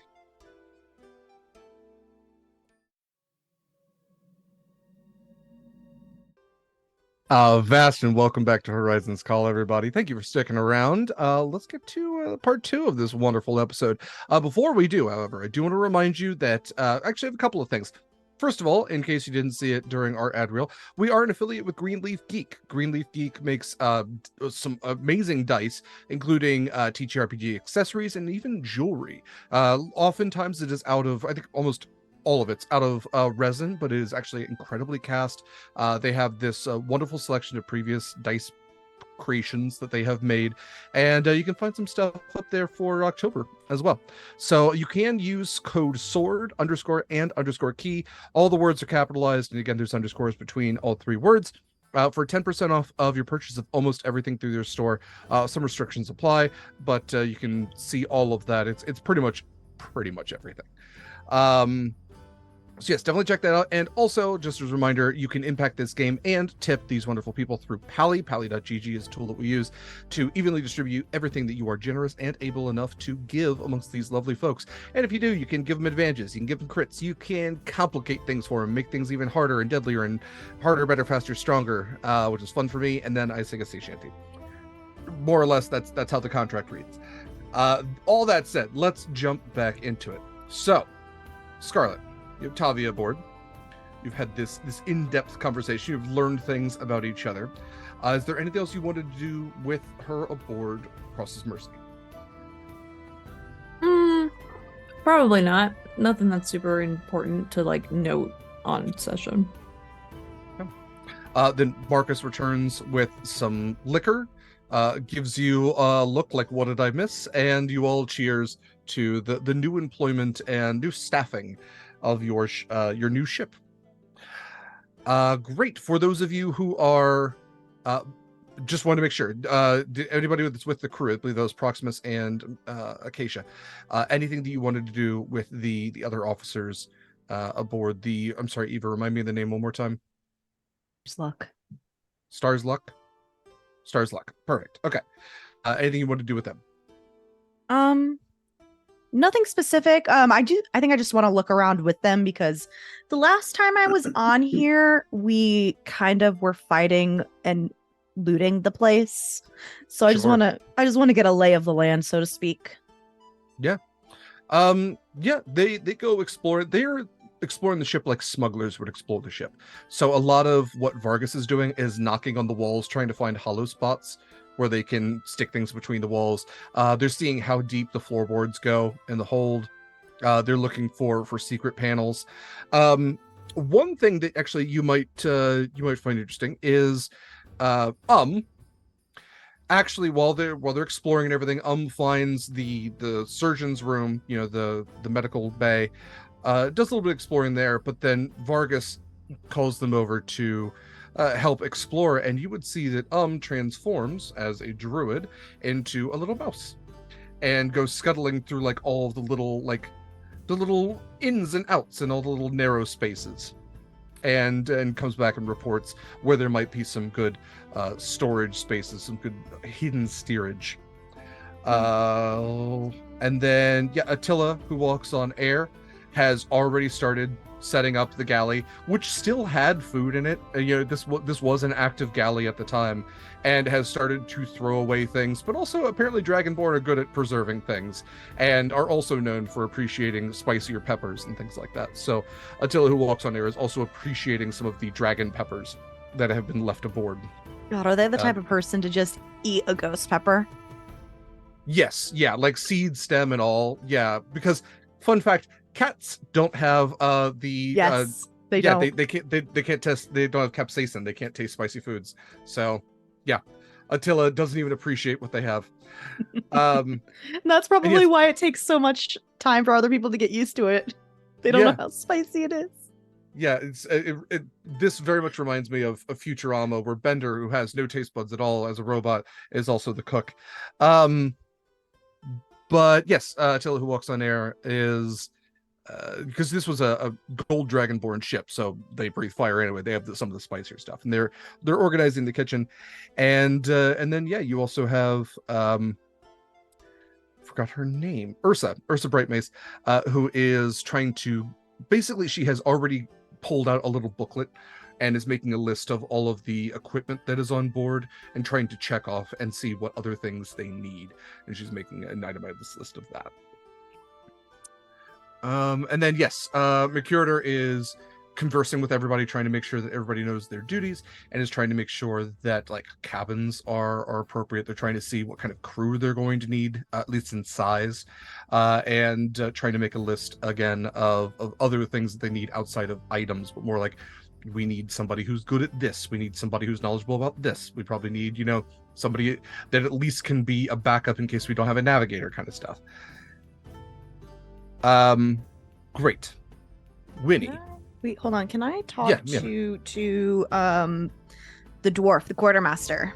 Ursa Brightmace. Absolutely. Yeah. I will clap up next to her and just like look over her shoulder as they're writing stuff down. So I heard you can acquire just about anything. That's correct. Are you in the market for something? Not so something specific, more so just to, I'm musing on what your captain said about how you can find everything to the point where it might just be a challenge. Uh-huh. I just want to see if that's something, if there's something you can't find, because I'm curious. Let me put it this way. Give me enough time and enough gold. There's nothing I can't find on this earth that can't be found. Okay. I'll muse on it, just because I don't actually need it, but if I think of something I'm willing to pay for, I'll hit you up. Mm-hmm. Let me put it this way. I once acquired a Kraken spleen for a particularly interested party. You think about it. You think about what you might need. Was the Kraken still alive? It didn't have its spleen. I'll leave it at that. You know what? If you can't ask questions, that's the rule. You know what? That's fair. If you have to know, you can't afford it. Idling curiosity. Yeah, I'll muse on that. Mm-hmm.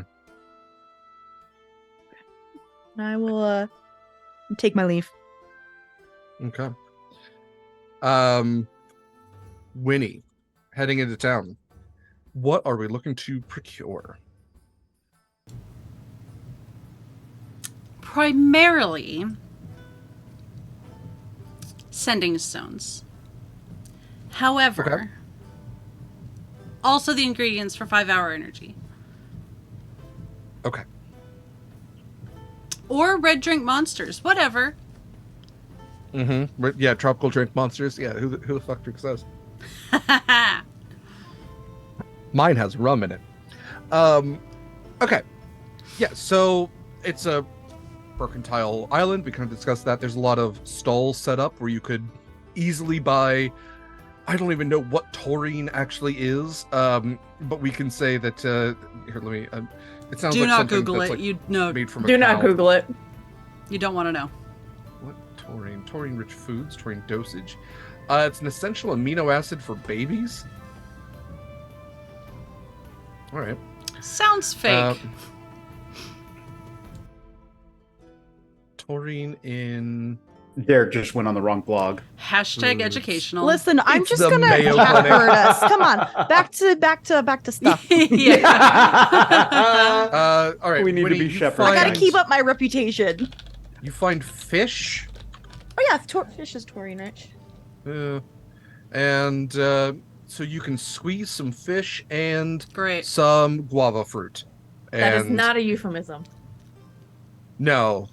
If you're slapping a salmon, that's something else. But yes, Winnie, you absolutely can acquire the ingredients. We will say, how much 5-hour energy are you looking to make?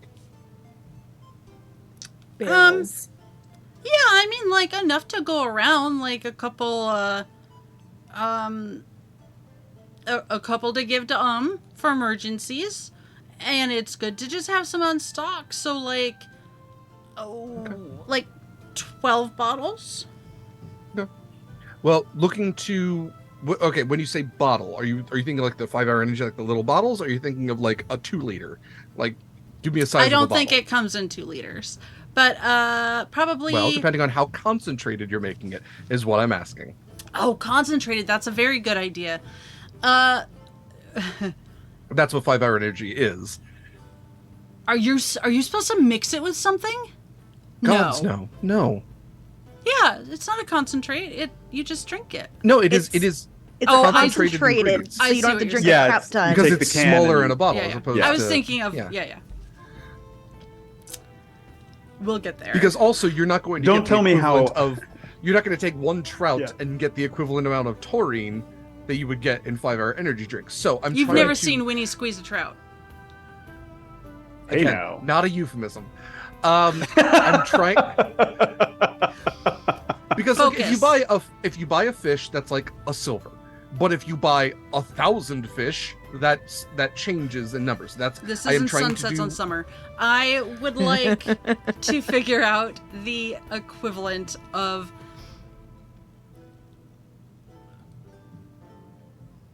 3 or 4 doses per ship.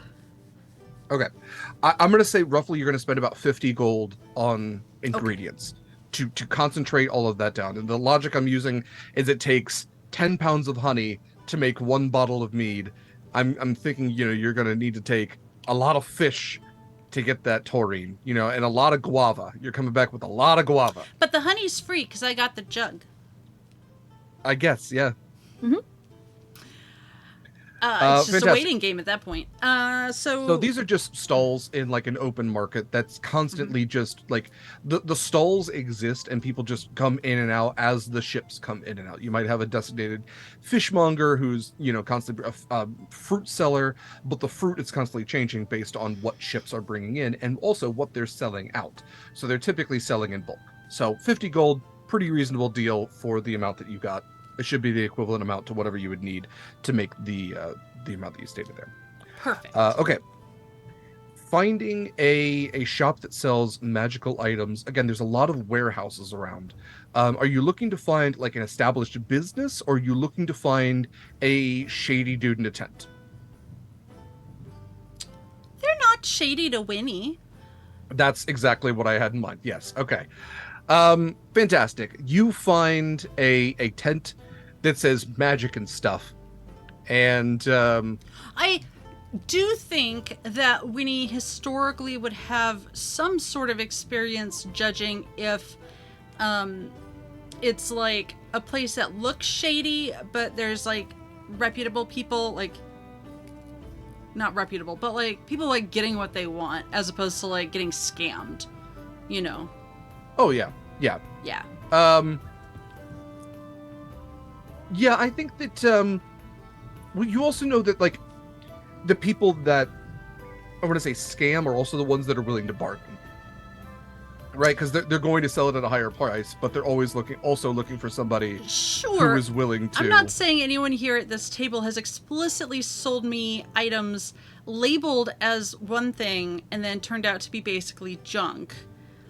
Because you could argue that's a bargain, but I'm more concerned about getting a quality item.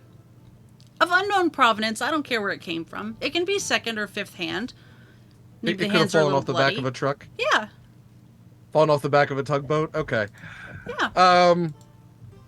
Okay. Again, you do find a tent that says magic N' stuff with one F.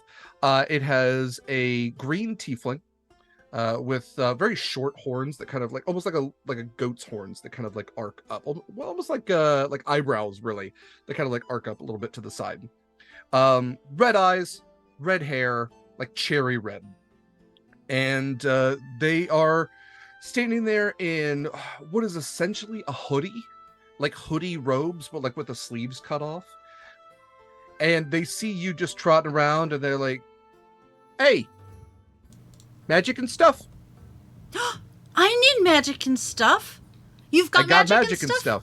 I got magic and stuff. You need magic and stuff? I do. I need stuff that's magic, technically speaking. Come on in. They hold the flap open for you. Winnie has met him. I want to say that for context, in world context, what Winnie wants to find is someone like Gustav. Like an absolute, like, yeah, like charlatan, but like at the end of the day, like has the real stuff. Yeah. Winnie, it is insane that you say that, because the tiefling is not the person who owns magic and stuff. Because who behind owns the it? counter is a familiar kobold, and she pops behind the counter and she goes, "Hi, hello, welcomes to Magics and Stuff. My name is Penny. What can I do yous for?" Penny! Oh my gosh! Oh, Holy shit, Winnie! It's the cops! Run! No, she's dead. You're good. I'm here as a legitimate patron of magics and stuff. Magic and stuffs. I'm just glad you're alive. I'm not gonna squeal on you to nobody. Anybody. You're damn right you wouldn't. All right. Well, Winnie, let me give you the friends and family discount. What are you shopping at? What brings you here? And by the way, who's dead? I think it's fine. The cops. The cops are dead. Yeah, it's just like a collective noun, you know. I'm trying out the like feminine group articles. She looks to the tiefling and she goes, "Bertrand, the time has come. Get the baseball bat with nails in it. The purge is beginning." I maybe not be so hasty. Look, Penny's been through it. Yeah, I've been There's through never a met lot. Penny. I've never met Penny. Oh shit! Penny was introduced in episode first 1. Episode one. I know. Yeah. I know. She's a kobold. Pocket Kobold that, Proximus. yeah, met Proximus and tried to pickpocket Proximus. Yeah. Gustav's niece. Gustav's niece. That is correct. Yeah. I Okay. think canonically at this point, like 12 years old. Penny was not very old. No, and- kobolds are old in general. I'm sorry, Winnie. I don't mean to get all shakens up and whatnot, but there's just been a lot going on, you know? Yeah. Like, I was on the island, I was on the fen, and then Eula's like, "Get the fuck off," and I was like, "You don't gotta tell me twice." And I did a little bit of swimming, but I found my way into a little bit of money, Good for you. illicitly, and I decided to do what any person with a large amount of ill-gotten coin would do, and I decided to launder it through my particular businesses.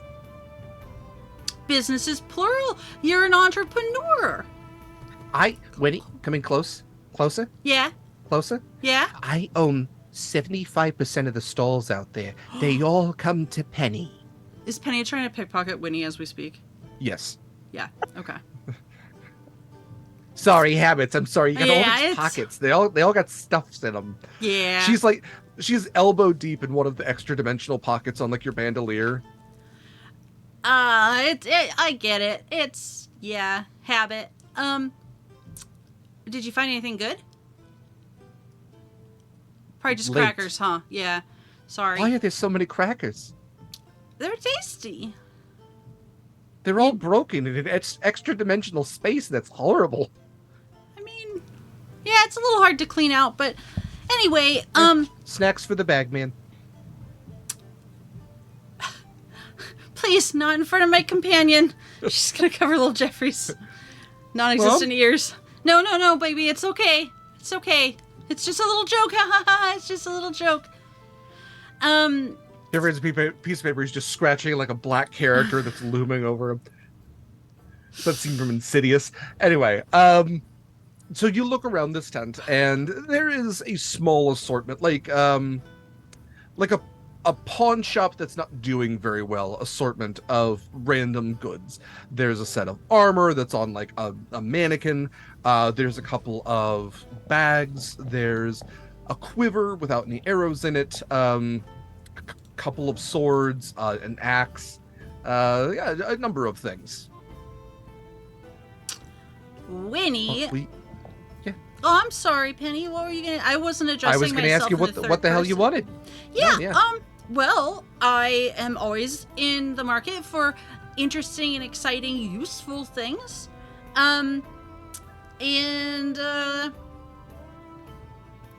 Could you tell me a little bit about this item over here?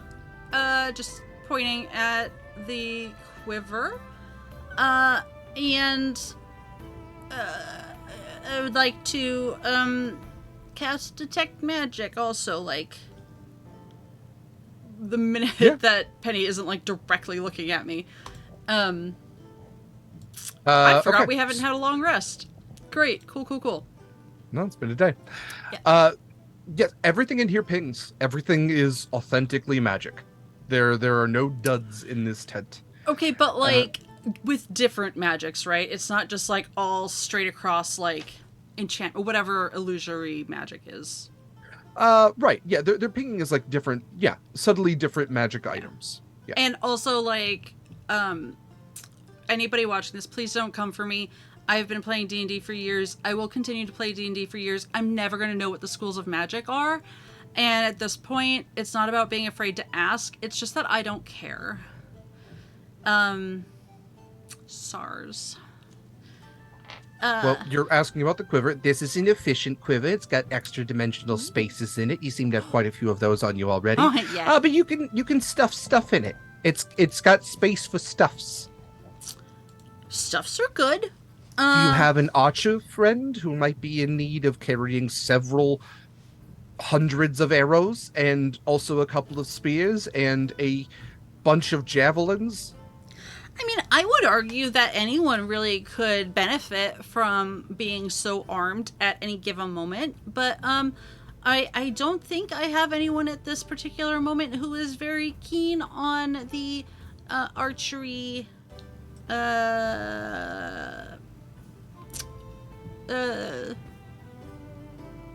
stuff. Okay. Yeah. Yes, stuff. Yeah. I'm gonna just keep looking around for like interesting things, but also really like what I'm in the market for are those stones that you can use to communicate far away, like they do the sending spell thing. Yeah, I got sending stones. Okay. Actually, I got them from around here. They are locally sourced and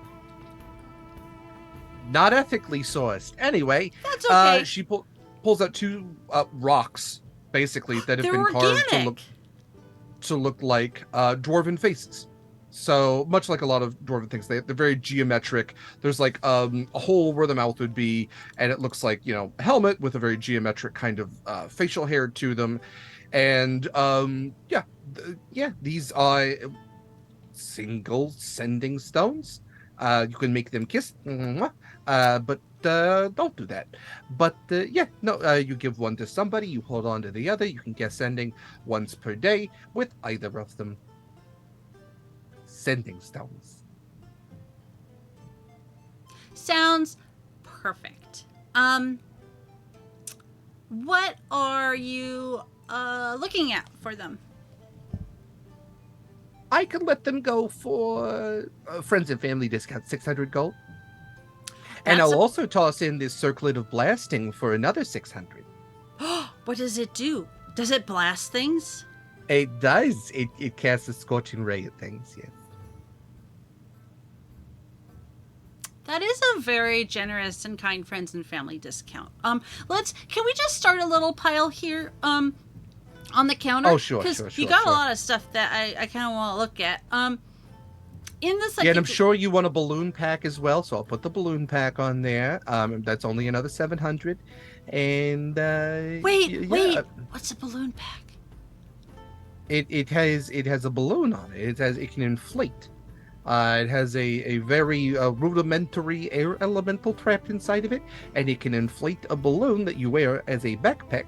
And then you can levitate for 10 minutes. Okay. Well, I kind of got a budget, unfortunately. I did not come What's into... the budget between family? It puts a little kobold hand on yours. Family. Yeah. Well, it's not a matter of, like, not wanting to give you all the money, because I would love to. But it's just a matter of, like, I can't give you what I don't have, right?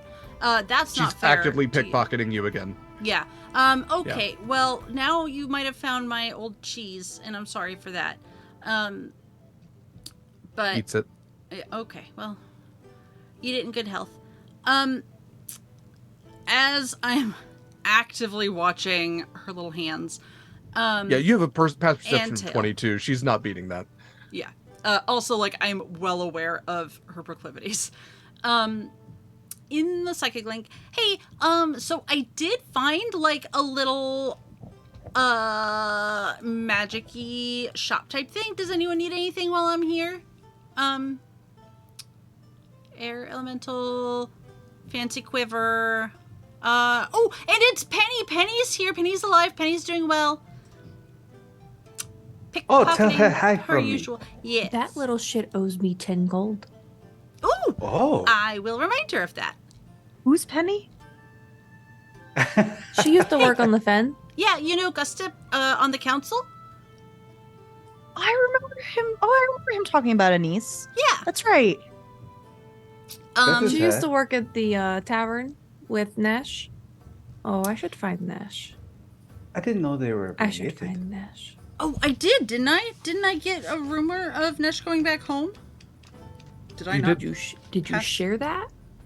I kind of thought I would have, but it's also entirely possible I didn't. I have many notes, but also I'm not going to flip through them right now to figure out where and when that was. I feel like over the course of time, at some point, we've been on this journey so long, Winnie would have said something, even if she had forgotten to say something originally.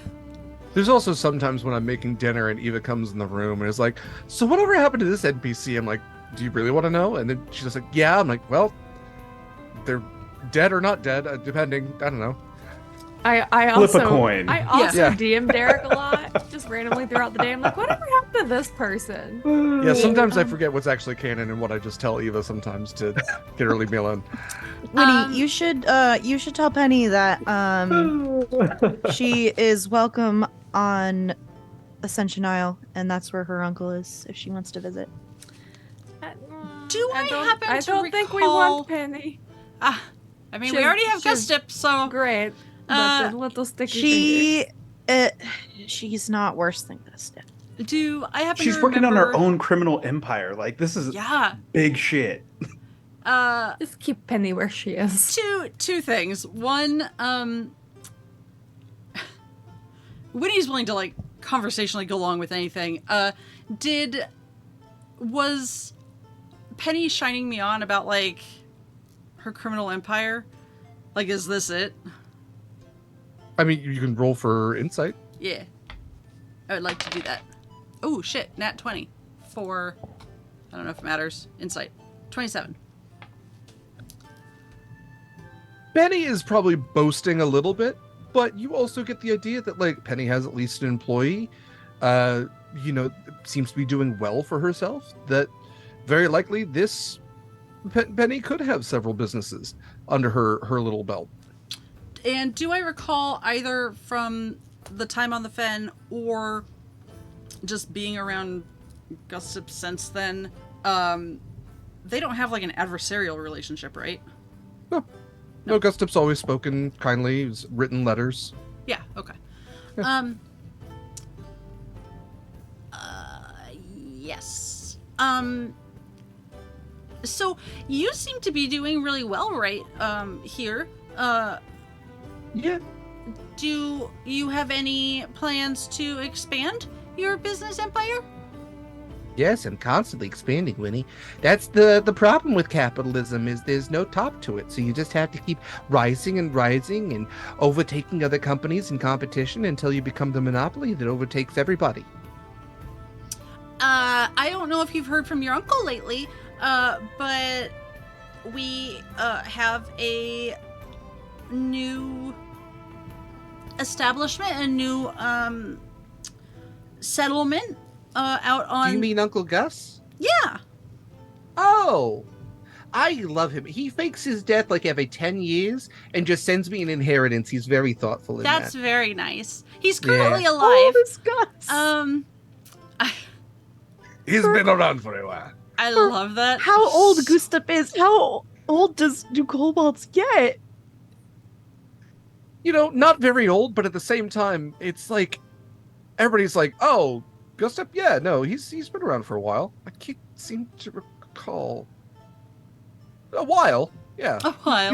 Gustav is just now like a kobold deity. He's mischief. kobold lich. If I can this whole just time. like shift my allegiance to him. He instead of is a wizard, so Yeah. Yeah. That's true. He's kind of on the council of this new settlement out on what was formerly known as Undertow. And I'd be happy to franchise on your little island if that's something Yeah. you're looking for. yeah, that could be really absolutely. good. There's Oh yeah, no, absolutely. could you tell me about this over here? And I will point to something that hopefully looks interesting, maybe a carved figure or the if there's anything that looks alchemical or something that like Winnie would be interested in. But Winnie would also like to either pick Penny's pocket, specifically looking for like an Eve Walker sort of affiliation of any sort, or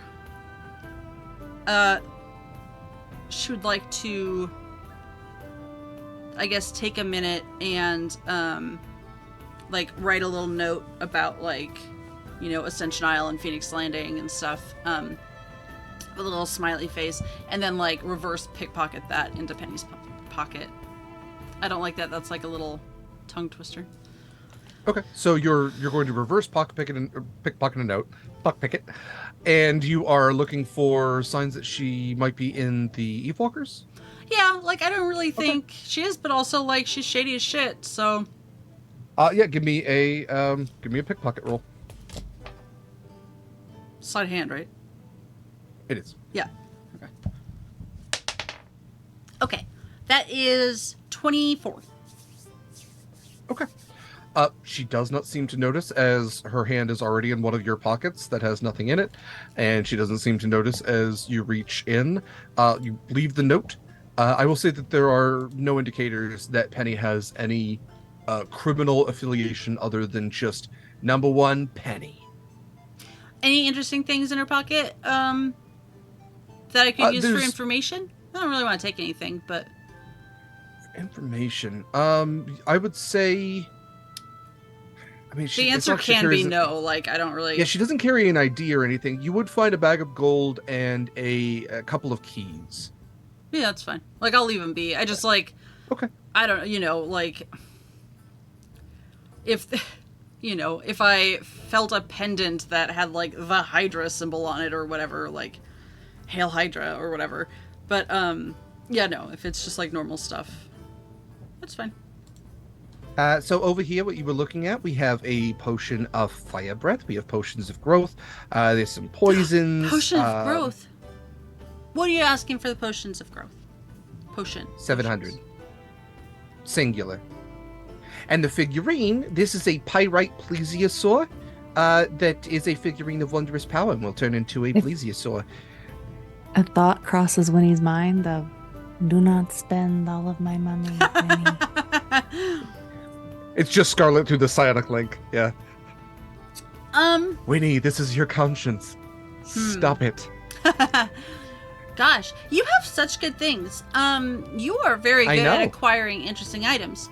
And it's only for the proper eye to purvey. That's why we misspelled the sign on purpose. Mm-hmm. What is the tiefling up to? Standing by the tent, just like arms crossed. Don't mind Bertrand. Uh-huh. Bertrand's my security. You can never be too careful. Okay, so here's the There's 2 ways to kill a man. We're working on it. Okay. Yeah, maybe, yeah. How... Does Winnie have to do a second roll to know how ridiculous of a price that is for a potion of growth? I mean, for a potion of growth, like, it's in the range, but again, it is above what would typically be, you're on a mercantile island. This probably isn't a rare place for potions. There are probably alchemists and potion makers, wizards galore, including people that are just bringing things in. Penny's asking for a higher price than probably she should be. But she's a friend. So really, like, I would want to give her my business, but also, like, I don't want Scarlet to be mad at me. So, okay. Whitney, I'm telling you right now, if you don't haggle with me, I will take it as a personal insult. Penny, my dear, I would never not haggle with you. That's just not how it's done. Thank you. Thank you. Yeah. Some people, they come in and you say 700 and they go, oh, 700. And they give you just no respect. I have no respect. You saw my face. Like, I wasn't going to be mad about it because, like, I'm going to come in. Typically, I just find them later and rob them of everything else that they have because they don't deserve it. No. They obviously don't know the value of money. Clearly. Or the hard work of haggling. So anyway, all right. You have the deal. your sending stones. Yes. Did you want the quiver? I'm gonna remember that you have it. It seems like you want the quiver and the balloon pack and the potion of growth. Well, I want to know more about the balloon pack. Yes. Is it refurbished? Has it been used before? Yes, it is previously owned, fully refurbished. The air elemental is new, fresh from the plane of air. It'll keep you from falling out of the sky. Is there blood on it? There's not blood. Is there blood on is there blood on anything that I'm looking at? Yes, but not the balloon pack. The balloon pack has, with the perception, has a little bit of. Okay. Somebody was going pretty quickly down. Sure. What does have the blood on it? The quiver? There's a couple of weapons that still have blood on them that have been cleaned. I'm gonna be honest, I don't really have a use for the quiver at this point, and you are making me reconsider my friend circle and that I might need more friends because I saw that look, Scarlet. Wow. But I don't really have a use for it at the moment, and would rather give you my money for things that would be used. And that way you can sell it to someone else who can get use out of it and also give you money for it. So, let's see. Balloon pack, sending stones, and potion of growth. I'll take a little one if you have it. Let's say 700 total. Because really, 700 total for 3 items, all valued around 700. By the way, this isn't a Starbucks. They don't come in like venti and grande. It's a potion. It is potion Potions size. come in different sizes. Well, healing potions do. Healing potions do. That is You either fair. grow or you don't. That's where we're at. No, that's valid. Does you want the pirate plesiosaur? He's very cute. You get to name him.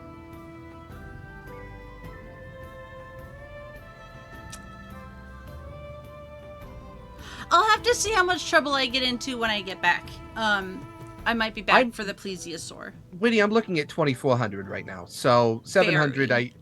I'm gonna 1,200. I'm gonna sit here like Rick from Pawn Stars and go, I'm sorry, I can't do it. I can do 1,200. That's it. I don't have. You're taking 3 items at 12. Roll for persuasion. We'll see how 1,200 does.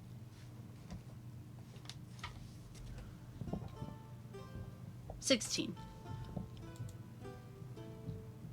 Well, roll against it. That's fair. That was a 17. I'm sorry, Winnie. You got to go up. The trouble here is I don't remember what I just said. You said 1,200. I said 2,400. 2,000. I knock off 400 gold. You actually told me the thing that I actually said. That's really nice of you. You could have lied and said that I said 1,500, but you didn't.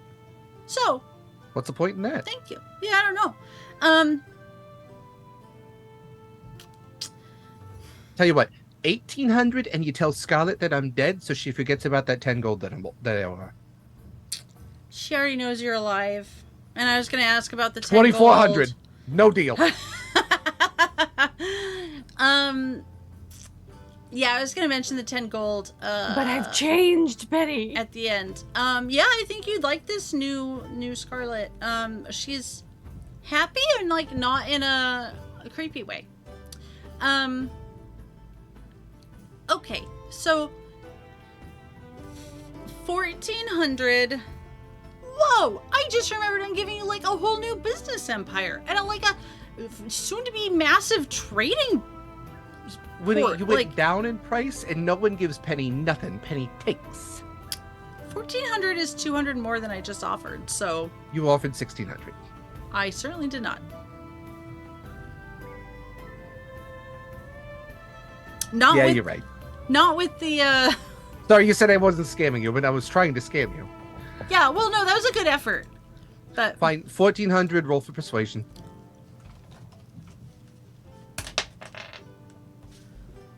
22. 15, and you got a deal. Weenie sticks out her hand to shake. Penny goes to shake. Shake hands. Weenie double checks that she's not being pickpocketed by the other hand and shakes hands. Behind my back. Okay. She is trying to take one of your gloves off with a hand that's shaking, though. I can't take him off. So. Oh, that's disgusting. It's awful. Would you like a bag for your items, miss? That'd be very. I have actually a lot of bags. It seems kind of rude and wasteful to take one of yours. Yeah, and see the bag fee and Tomor Tour, that's 200 extra gold. Yeah. Unless you brought your own tote. Yeah, I did, little Jeffrey. You just got All right. And she goes to put all these items inside your yawning shark mouth. Okay. Penny agrees to send Bertrand with you to set up a franchise on Ascension Isle. And Woody, we can say that you get back. And we can say that Penny finds a little note in her pocket and thinks to send a letter to her Uncle Gustum. Anything else you all wanted to do on Tomor Tour? Great. Can we say then that you all get are... the ship out of dry dock and let's Yeah. sail. Let's sail Yeah. this bitch. I really like Okay. that I was intending to get that potion of growth from someone else and then immediately forgot.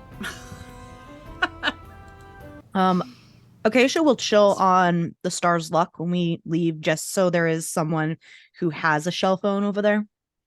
Great. Oh, I'm if like we're the leaving, like Winnie is with her ship. Like, yeah. Okay. We have So- split the so Winnie party and Acacia both- further. Winnie and Regardless- Acacia both in the Stars yeah. Luck. Oh, we wait. have. Yeah, sorry, go ahead. Yeah, I was just saying, Winnie and Acacia on Stars Luck, Proximus on the Redemption, Scarlet on Cross's Mercy. Is that correct? Mm-hmm. Cool.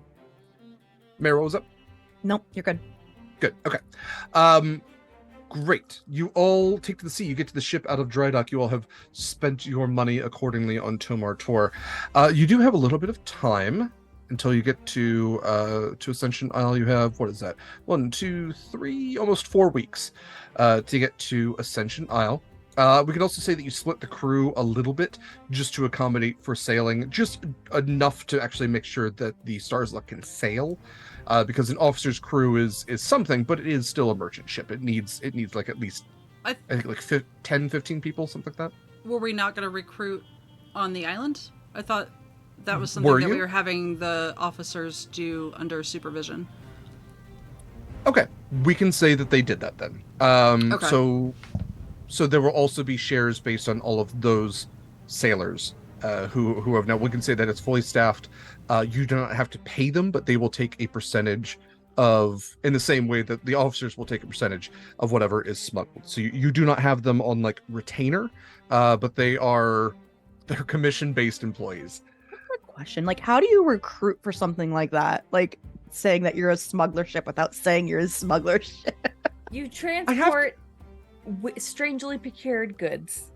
Yeah, I have to think that there's like a thieves' cant-esque level to being like, oh yeah, we are a privatized logistics endeavor dealing mostly with third-party assets in procurement and safe storage, and something like secretive classified shipment logistics. You either get it Pirates, or If you you're have in to for an ask what it awakening. is, you're not part of the crew. Yeah. right? not It's fit a to be a sign. part of It's us. a sign that's meant for you to look at it and go, I don't care to read all that. But like, if you know what, like maybe it's an acronym that spells pirates. No. So you we can say that they have full crew. Again, this is a mercantile island. They have a variety of peoples that have now populated the crew, with Tavi at the helm, Mercurator at their side, and all the officers taking their place along with Winnie and Acacia aboard as well. Is there anything that you all wanted to do while at sea? I would like to send a message to Proximus for him to join me on the Cross's Mercy. Okay. Proxy, are you doing Yeah, Proximus would probably be at the helm, call over someone to take his place there, and fly over to Cross's Mercy. Okay. So now on Cross's Mercy, the two of you, what would you like to do? Lead Proximus to the front of the ship where there's not too many people around. I You would wanted have- to see me, Captain?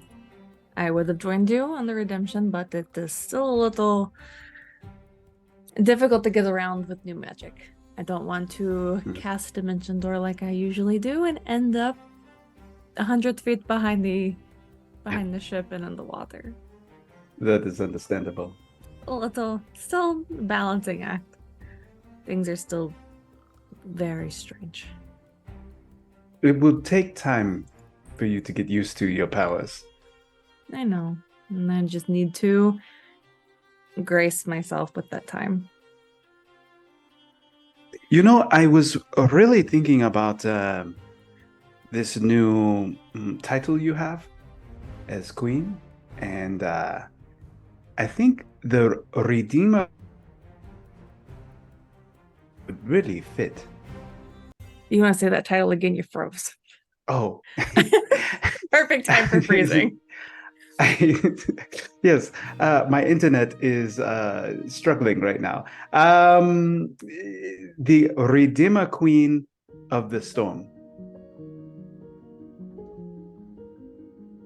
like the sound of that. It only fits. I hope I can do it justice. I believe in you. Glad you do. And I'm glad the others do too. Sometimes it is hard to believe in oneself, but I am trying day by day. It seems as though you have, and he looks over at Marcus, a very supportive crew.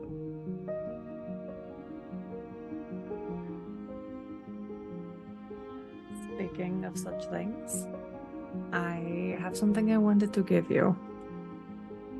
And I will pull out the note that Fiat left for me. With the part about the second half. I don't quite remember what it says, but there's something about Marcus in the second half that's scratched out. I don't quite remember what the note said.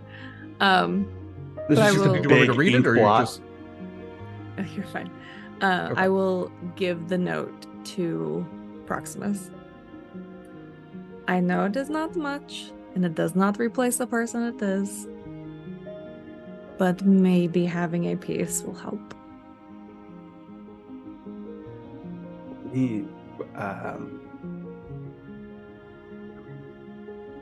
kind of gives a distant look off to the sunset as, you know, Scarlet, there is many things that you know about my people, probably from Corvus and from Eula herself, right? But there is not a word that we use for what people would say love. We don't have something that translates. There is no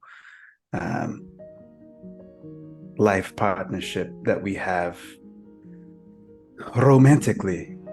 And I have these feelings, and I'm not quite sure how these things happen in this world. I remember having that conversation. Trying to put words to feelings under secrecy. Mm. It was interesting.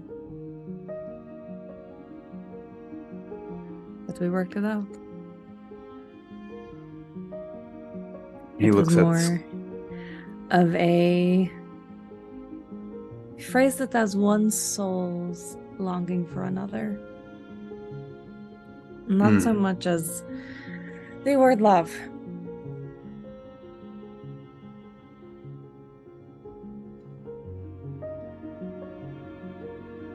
So love could be missing someone when they are not there. Precisely.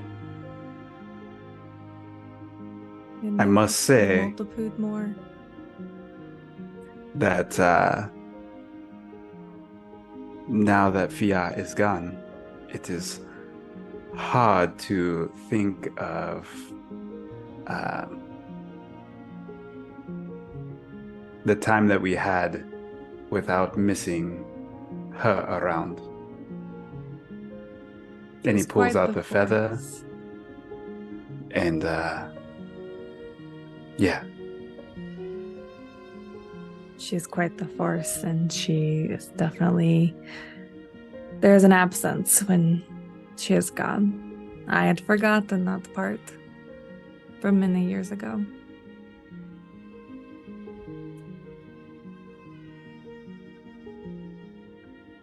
I hope we come across each other again, but Oh, I'm sure she will find herself with us once more. I'm sure. She has that way about her.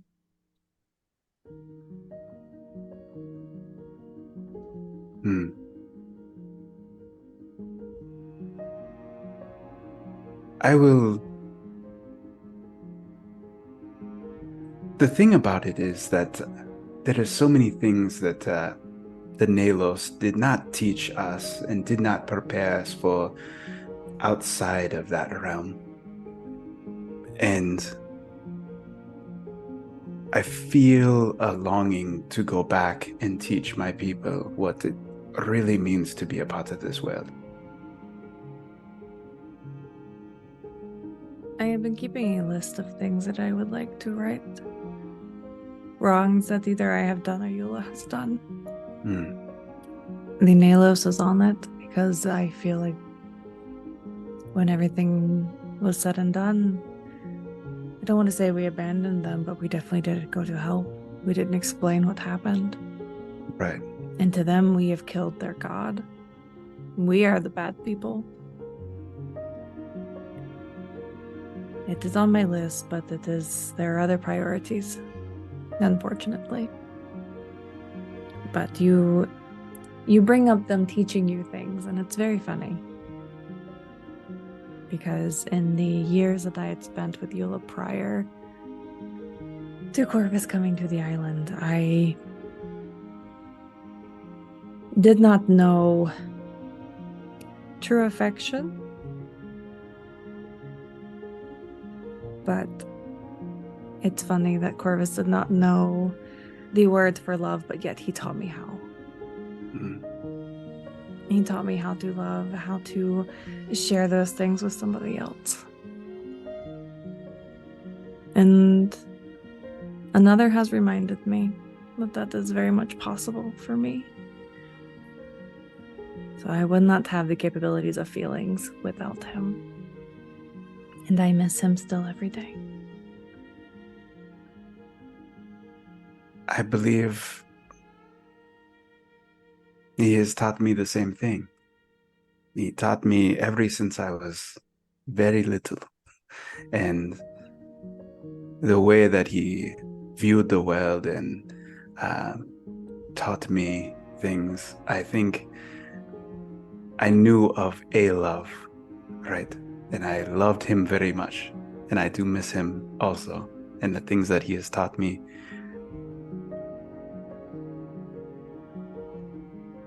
So for that, if that is another bond that we have, then let it be. I feel like we had already been bonded for life, but it just goes a little bit deeper. Always.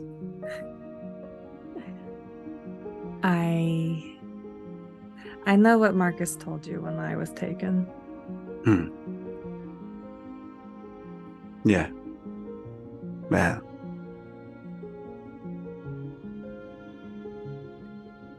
You have changed his life also. You know that, right? I mean, I took his ship.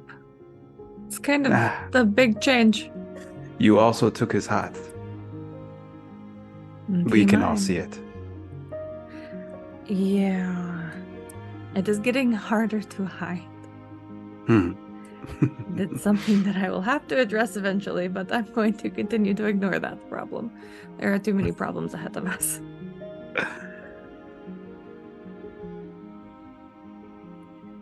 It is okay to miss someone. And it is okay to let your heart want someone. The universe has a strange way of bringing exactly what we need to us. Sometimes at the wrong time. But it makes up for it in the long run. So as I know that this is not Fia, it is at least a part of her I can offer you. I do appreciate that. And I appreciate you and your friendship. Forever and always. You are my brother. I love you. And I love you too, Proximus. Can I hug you? Of course. And he gives kind of like a side hug. No, like... full on. Full on hug. Oh, you ruined it. I was like, no, fuck that. No, full hug. If you ever ever need a break from the redemption, you know you are always welcome here. You will keep a closet which I could carve into the wood. Always. I appreciate that. And I appreciate you. Thank you. No, thank you. Now go kick Connor's ass into line. Ah, God knows he needs it sometimes. with all of these captain and first mate pairings, just We know will that have to do an officer's dinner at some point. yes, But I will worry about that when we get to Ascension. sounds good. I will see you later, Queen.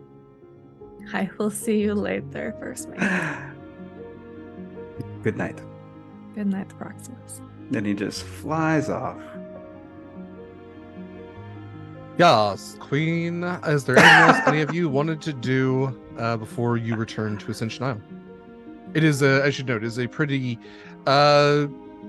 quiet 4 weeks. You spot other ships because you are in a somewhat traveled shipping lane, but you know, eyes are out for pirate ships. You don't encounter any aggressive ships, so I should note that. Before we get back, not to take up more stream time. I feel like How dare you hoarded, talk during your own I stream? feel like I have hoarded so much stream time tonight. When you spend half an hour shopping, it's fine. I would like to have a conversation with Marcus. Okay, let me change the music to that then. Where is this conversation? Probably in passing in the captain's quarter. Nothing super in-depth or serious. Okay. Yeah, you ask for him. He arrives. Yes. Looks up and down. Captain. What can I do you for? Inherently captain, somewhat not captain. I don't know at this point. Well, the coat is on, so Captain. Still What do you strange. need, Scarlet? I had a question. Okay.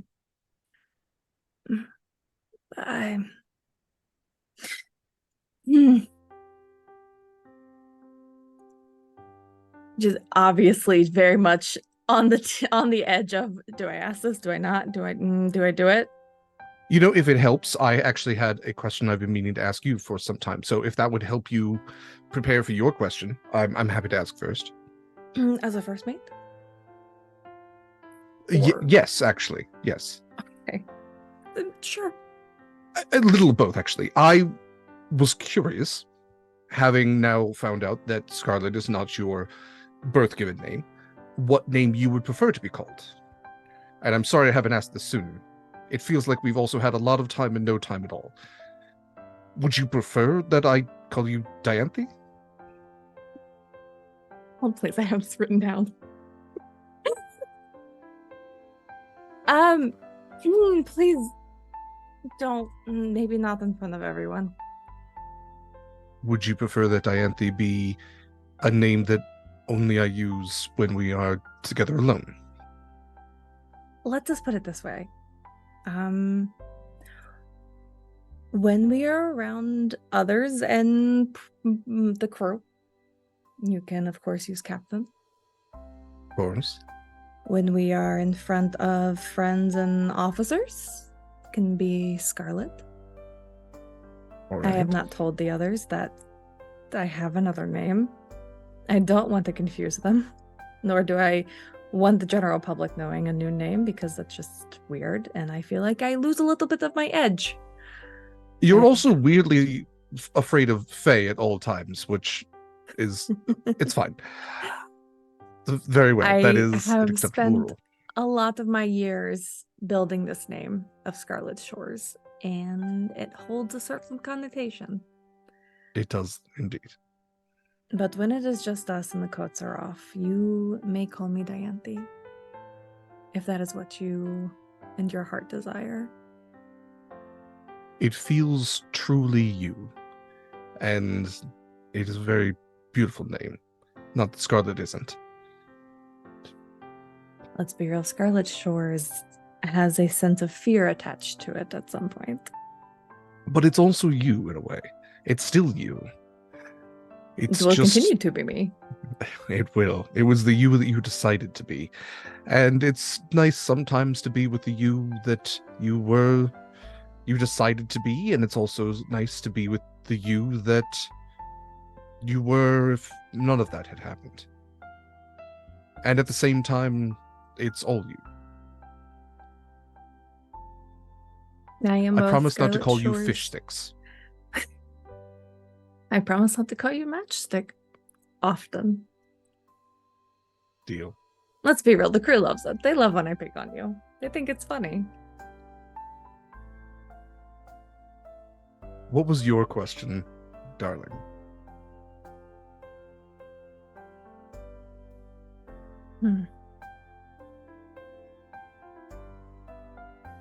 Would you...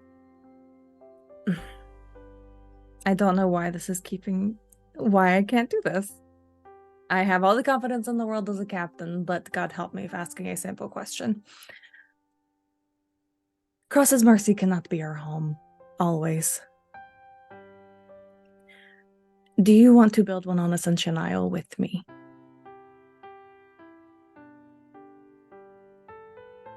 I have always wondered where I would end up when I stopped traveling the seas.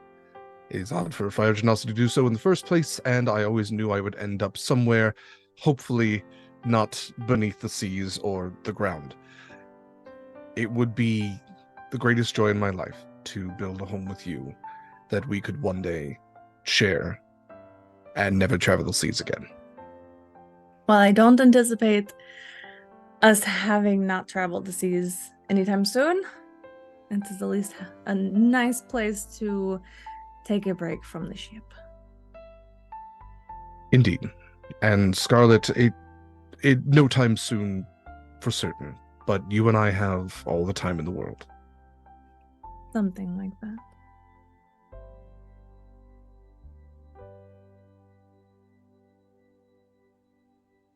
That's all. Back to your first mate duties. Aye, ma'am. And he turns to leave. Okay. Anything else anybody wanted to do? Okay. You all return after it's a little less than 4 weeks to Ascension Isle. You travel pretty quickly. The winds are with your slower ships. Although you do now have a storm sorcerer aboard both of them that can control wind. And that is a pretty nice thing. Literally, it's a bonus action. They can push wind into the sails. It's literally in the flavor text of Storm Sorcerers and official D&D stuff. You return to Ascension Isle at night. It is dark. The town, you can see, has torches, some light from a few of the windows kind of twinkling in this very tropical area, this warm area. What are all of you doing for the evening? Are you going back to your respective homes, staying aboard the ships? Where would you find each of you? Mare. Wait, before we do this, Yeah. Scarlet did say that elder training was commencing. Can we make a roll for that? Sure, absolutely. Okay, Scarlet, what skill would you like to use to teach? I don't remember what we used last time. Yeah, so we could say, like, you could be a charismatic teacher, you could be an intelligence teacher, like, there's different ways of teaching, right? I'm going to say that this isn't physical ed, so you're not going to use strength or agility, or con would be weird if you're just, like, we drinking can do poison. Intelligence. For some reason, Okay. I have a +3 intelligence, which is a little weird, but we'll do intelligence. If you have any bonuses to Arcana, we could do that as well.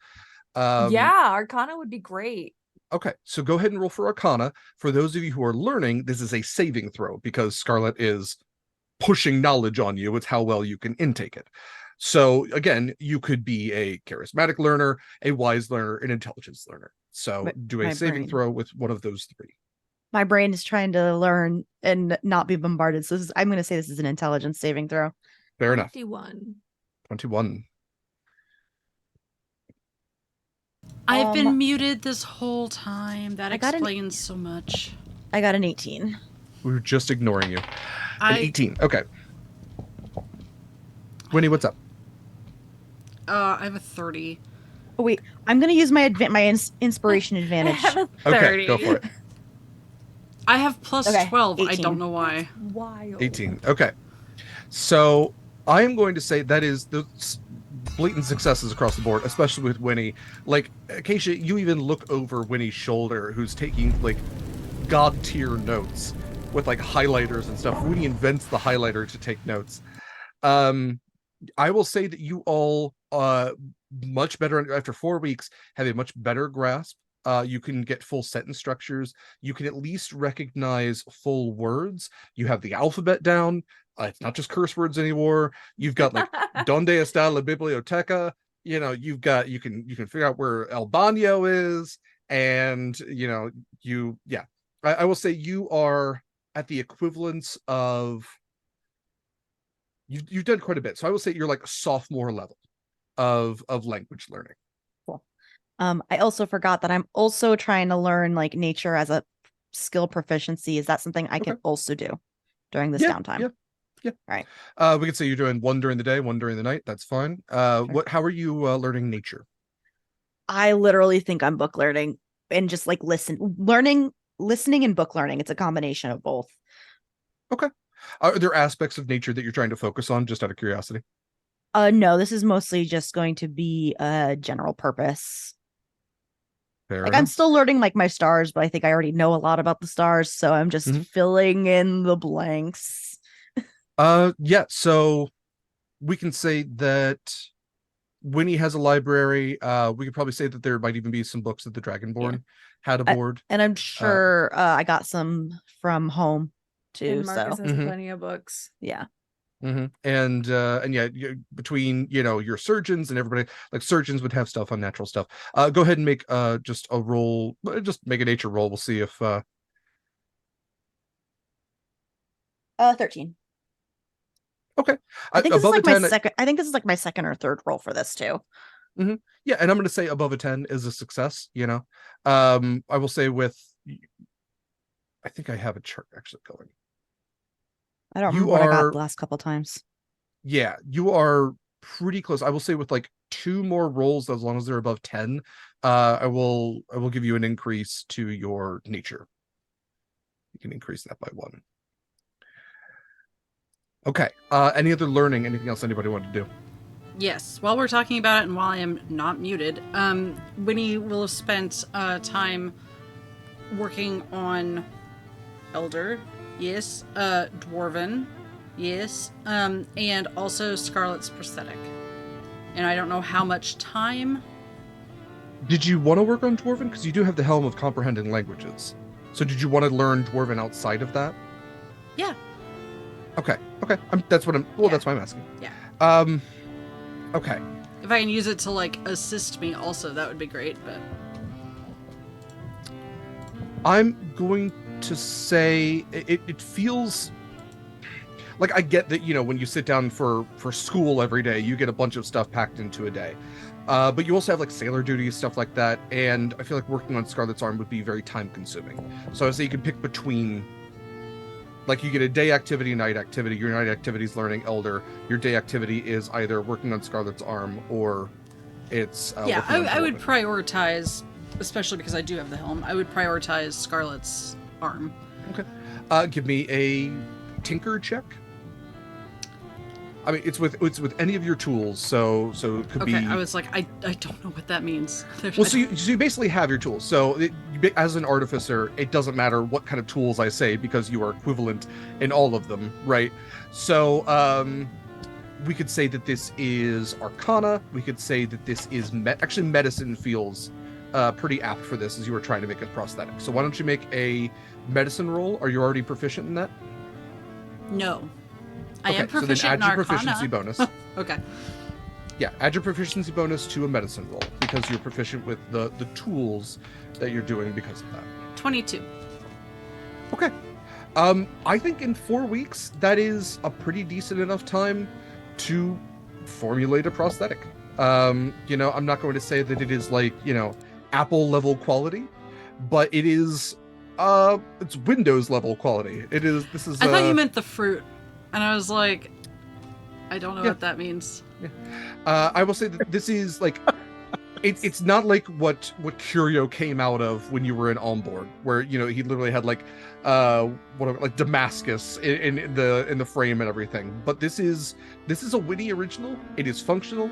It is not hard on the eyes. Pretty easy on the eyes. Pretty decent prosthetic all in all. I have a question, a Mikyl question for Eva. Yeah. Do you have so many oh gosh, you what is it, the mind sharpener that you did for my armor? Yeah. Infusions. Is there infusions? Mm-hmm. Thank you. Are there so many that you can do, or do you have to? Yes. Okay, so you can. Proximus would have told Winnie, like, hey, I think she could use this more than me. You might want to take this infusion from Mind Sharpener and put it onto her prosthetic, so that she has. Ooh.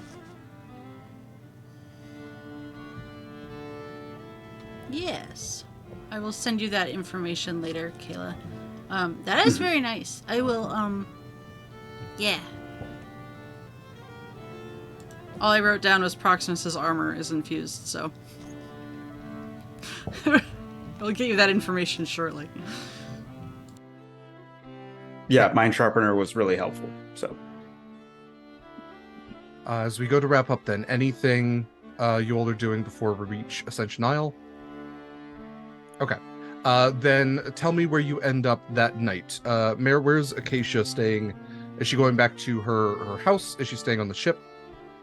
No, I'm obviously going to say hi to folks, saying that we returned, but I will fall asleep in my house. Okay. Scarlet. Considering there is no house built, still going to be on the ship. Okay. Gotta build Winnie. a house before I can call it a home. Winnie's house. Okay. Winnie And Proximus. Jeffrey's house. Proximus would check on the ship, make sure everything was battened up really nice, and then he would head back to his cave. He has a house. He's an amphibious house, if I remember right. Yes. Okay. I think he would stay in the wet side. Okay. So Proximus, so describe, do you open a door and go underwater, or is it like underwater and there's an entrance? I feel like the house itself has like a small opening. In the room would be his particular room, and he could just jump into the water and float down to the. So it's just like a maybe like a well that I'm goes imagining down. a beaver den. You had to go under and then under. Yeah. So like a well drop down in, and I was thinking Castlevania for whatever reason, like where you drop in the water and then you go back up, or Mega Man. Proximus, give me a dexterity saving throw, please. Oh. Little Jeffrey coming in for a hug. 19? 17, sorry. It's a 10. You dive into the water, into your home, and quickly discover that you are not alone, as a hand goes to your throat, and with it, a knife. And holding you in place, you hear a very familiar voice in your ear that says, "I have finally found you, apostate. And I am going to make you pay for what you did to the Queen Mother. You took everything from the Nalos, Proximus, and you will pay with your life." And as Dominera, the Triton from your home, spins you around so that you can stare into her illuminated eyes in the dark water, her knife goes to slash at your face. And that's what we'll pick up next time. Thank you all for joining us for another episode of Horizons Call. What a light and happy, fun episode this was. We did some shopping and we hired some pirates and stuff happened. Stuff. I'm think so she's angry hot. right now. We will be back Angry. next week for even more Horizons Call. I'm going to have these lovely people say a little bit about themselves. Then I'm going to talk a little bit about myself. Then we'll do some channel news stuff because we have a lot of stuff going on this month. Sword and Key has a whole charity month for October. We have one-shots galore. We have movie nights. We have all sorts of cool stuff, but I will tell you all about that and all those dates when these people get to say stuff about their cool selves. So, Mare, if you don't mind starting us out. Hello, I'm Mary. You can find me on Twitter, Blue Sky, and Tumblr at Archmage of Dice. I am not doing a lot of things in the TTRPG space right now, just this every Saturday. And then also, I will be running one of those said one-shots, a game of Sunken, on Thursday, October 26th at 7 p.m. Eastern. Come watch me consensually kill my players. Let's go. Gonna be a good time. Thank you, Mare. Eva. Hi, hello, I'm Eva. I am one half of Sword and Key. Statistically, you are likely to guess which one. You can find me most places at either the Eva Serrate or Eva Serrate. You can find me sometime next week. I believe we're pre-recording, so I'm not 100% sure when it airs. Over on Exquisite Corpse Presents for the second half of a Call of Cthulhu two-shot set in the 80s. It's incredible. And here you can find me pretty much every Saturday playing Weenie. But I will also be running Drama Llamas Friday the 20th at 10 a.m. Pacific with an incredible cast. I'm very excited. And other than that, I'm just sort of probably missing something important, but doing a lot of behind the scenes techie type asset type stuff and preparing for future games. Hashtag watch this space, I guess. Yes, hashtag watch this space indeed. Thank you, Eva. Mikyl. Hi, fam. Take myself off mute and then talk to you. Hi. I am Mikyl, and why is this so hard? At Mikyl Sandoval. You can find me at Mikyl Sandoval on Twitter, Instagram, Blue Sky. I am updating my Blue Sky right now to put all of my art. So if you I do character art for TTRPGs and working on some stuff for the channel, you can find most of my art. In fact, actually all of my art on the Sword and Key Discord channel, along with Kayla's wonderful art and Derek's wonderful art and a lot of cool stuff from a lot of people that is just a great community, and I appreciate being part of it.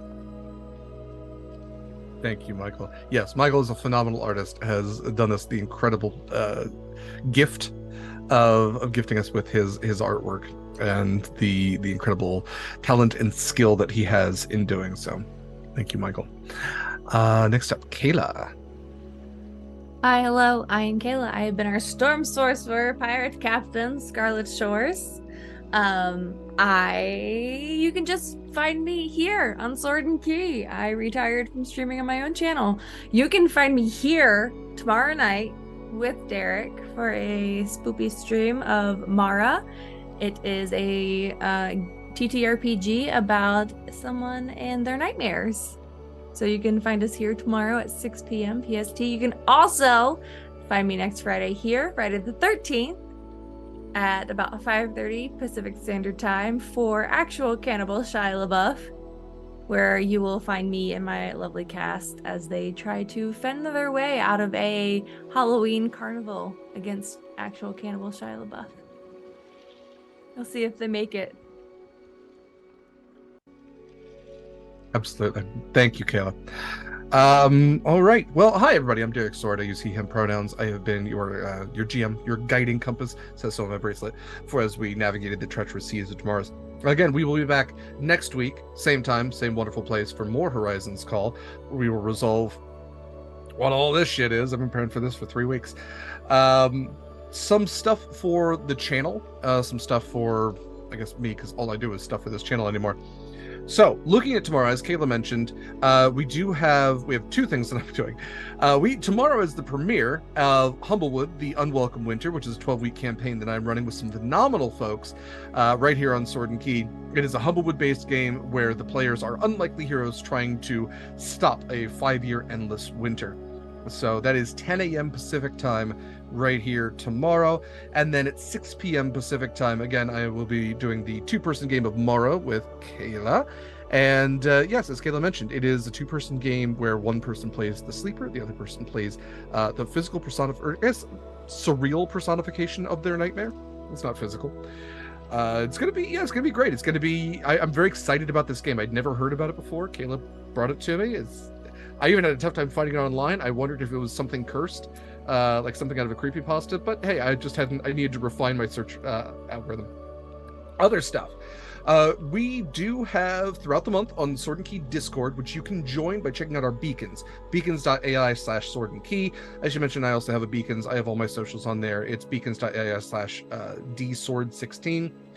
Most social media for Sword and Key has underscores, the beacons doesn't, so it's sword_and_key. But again, you can join our Discord there. There's lots of wonderful folk over there. You can also chat about the games, and you can also join our watch parties. We have Discord watch parties every week throughout the month of October. Typically on Friday, except this coming week, since Shia LaBeouf is going to be on Friday, we are doing a viewing of Friday the 13th Part 7 on Thursday the 12th. It works, trust me. Again, like Kaila said, she'll be running a one-shot of Actual Cannibal Shia LaBeouf, the TTRPG, at 5:30 p.m. Pacific time on Friday the 13th. Again, Horizons Call plays every week on Saturday, same time, 3 p.m. Pacific time.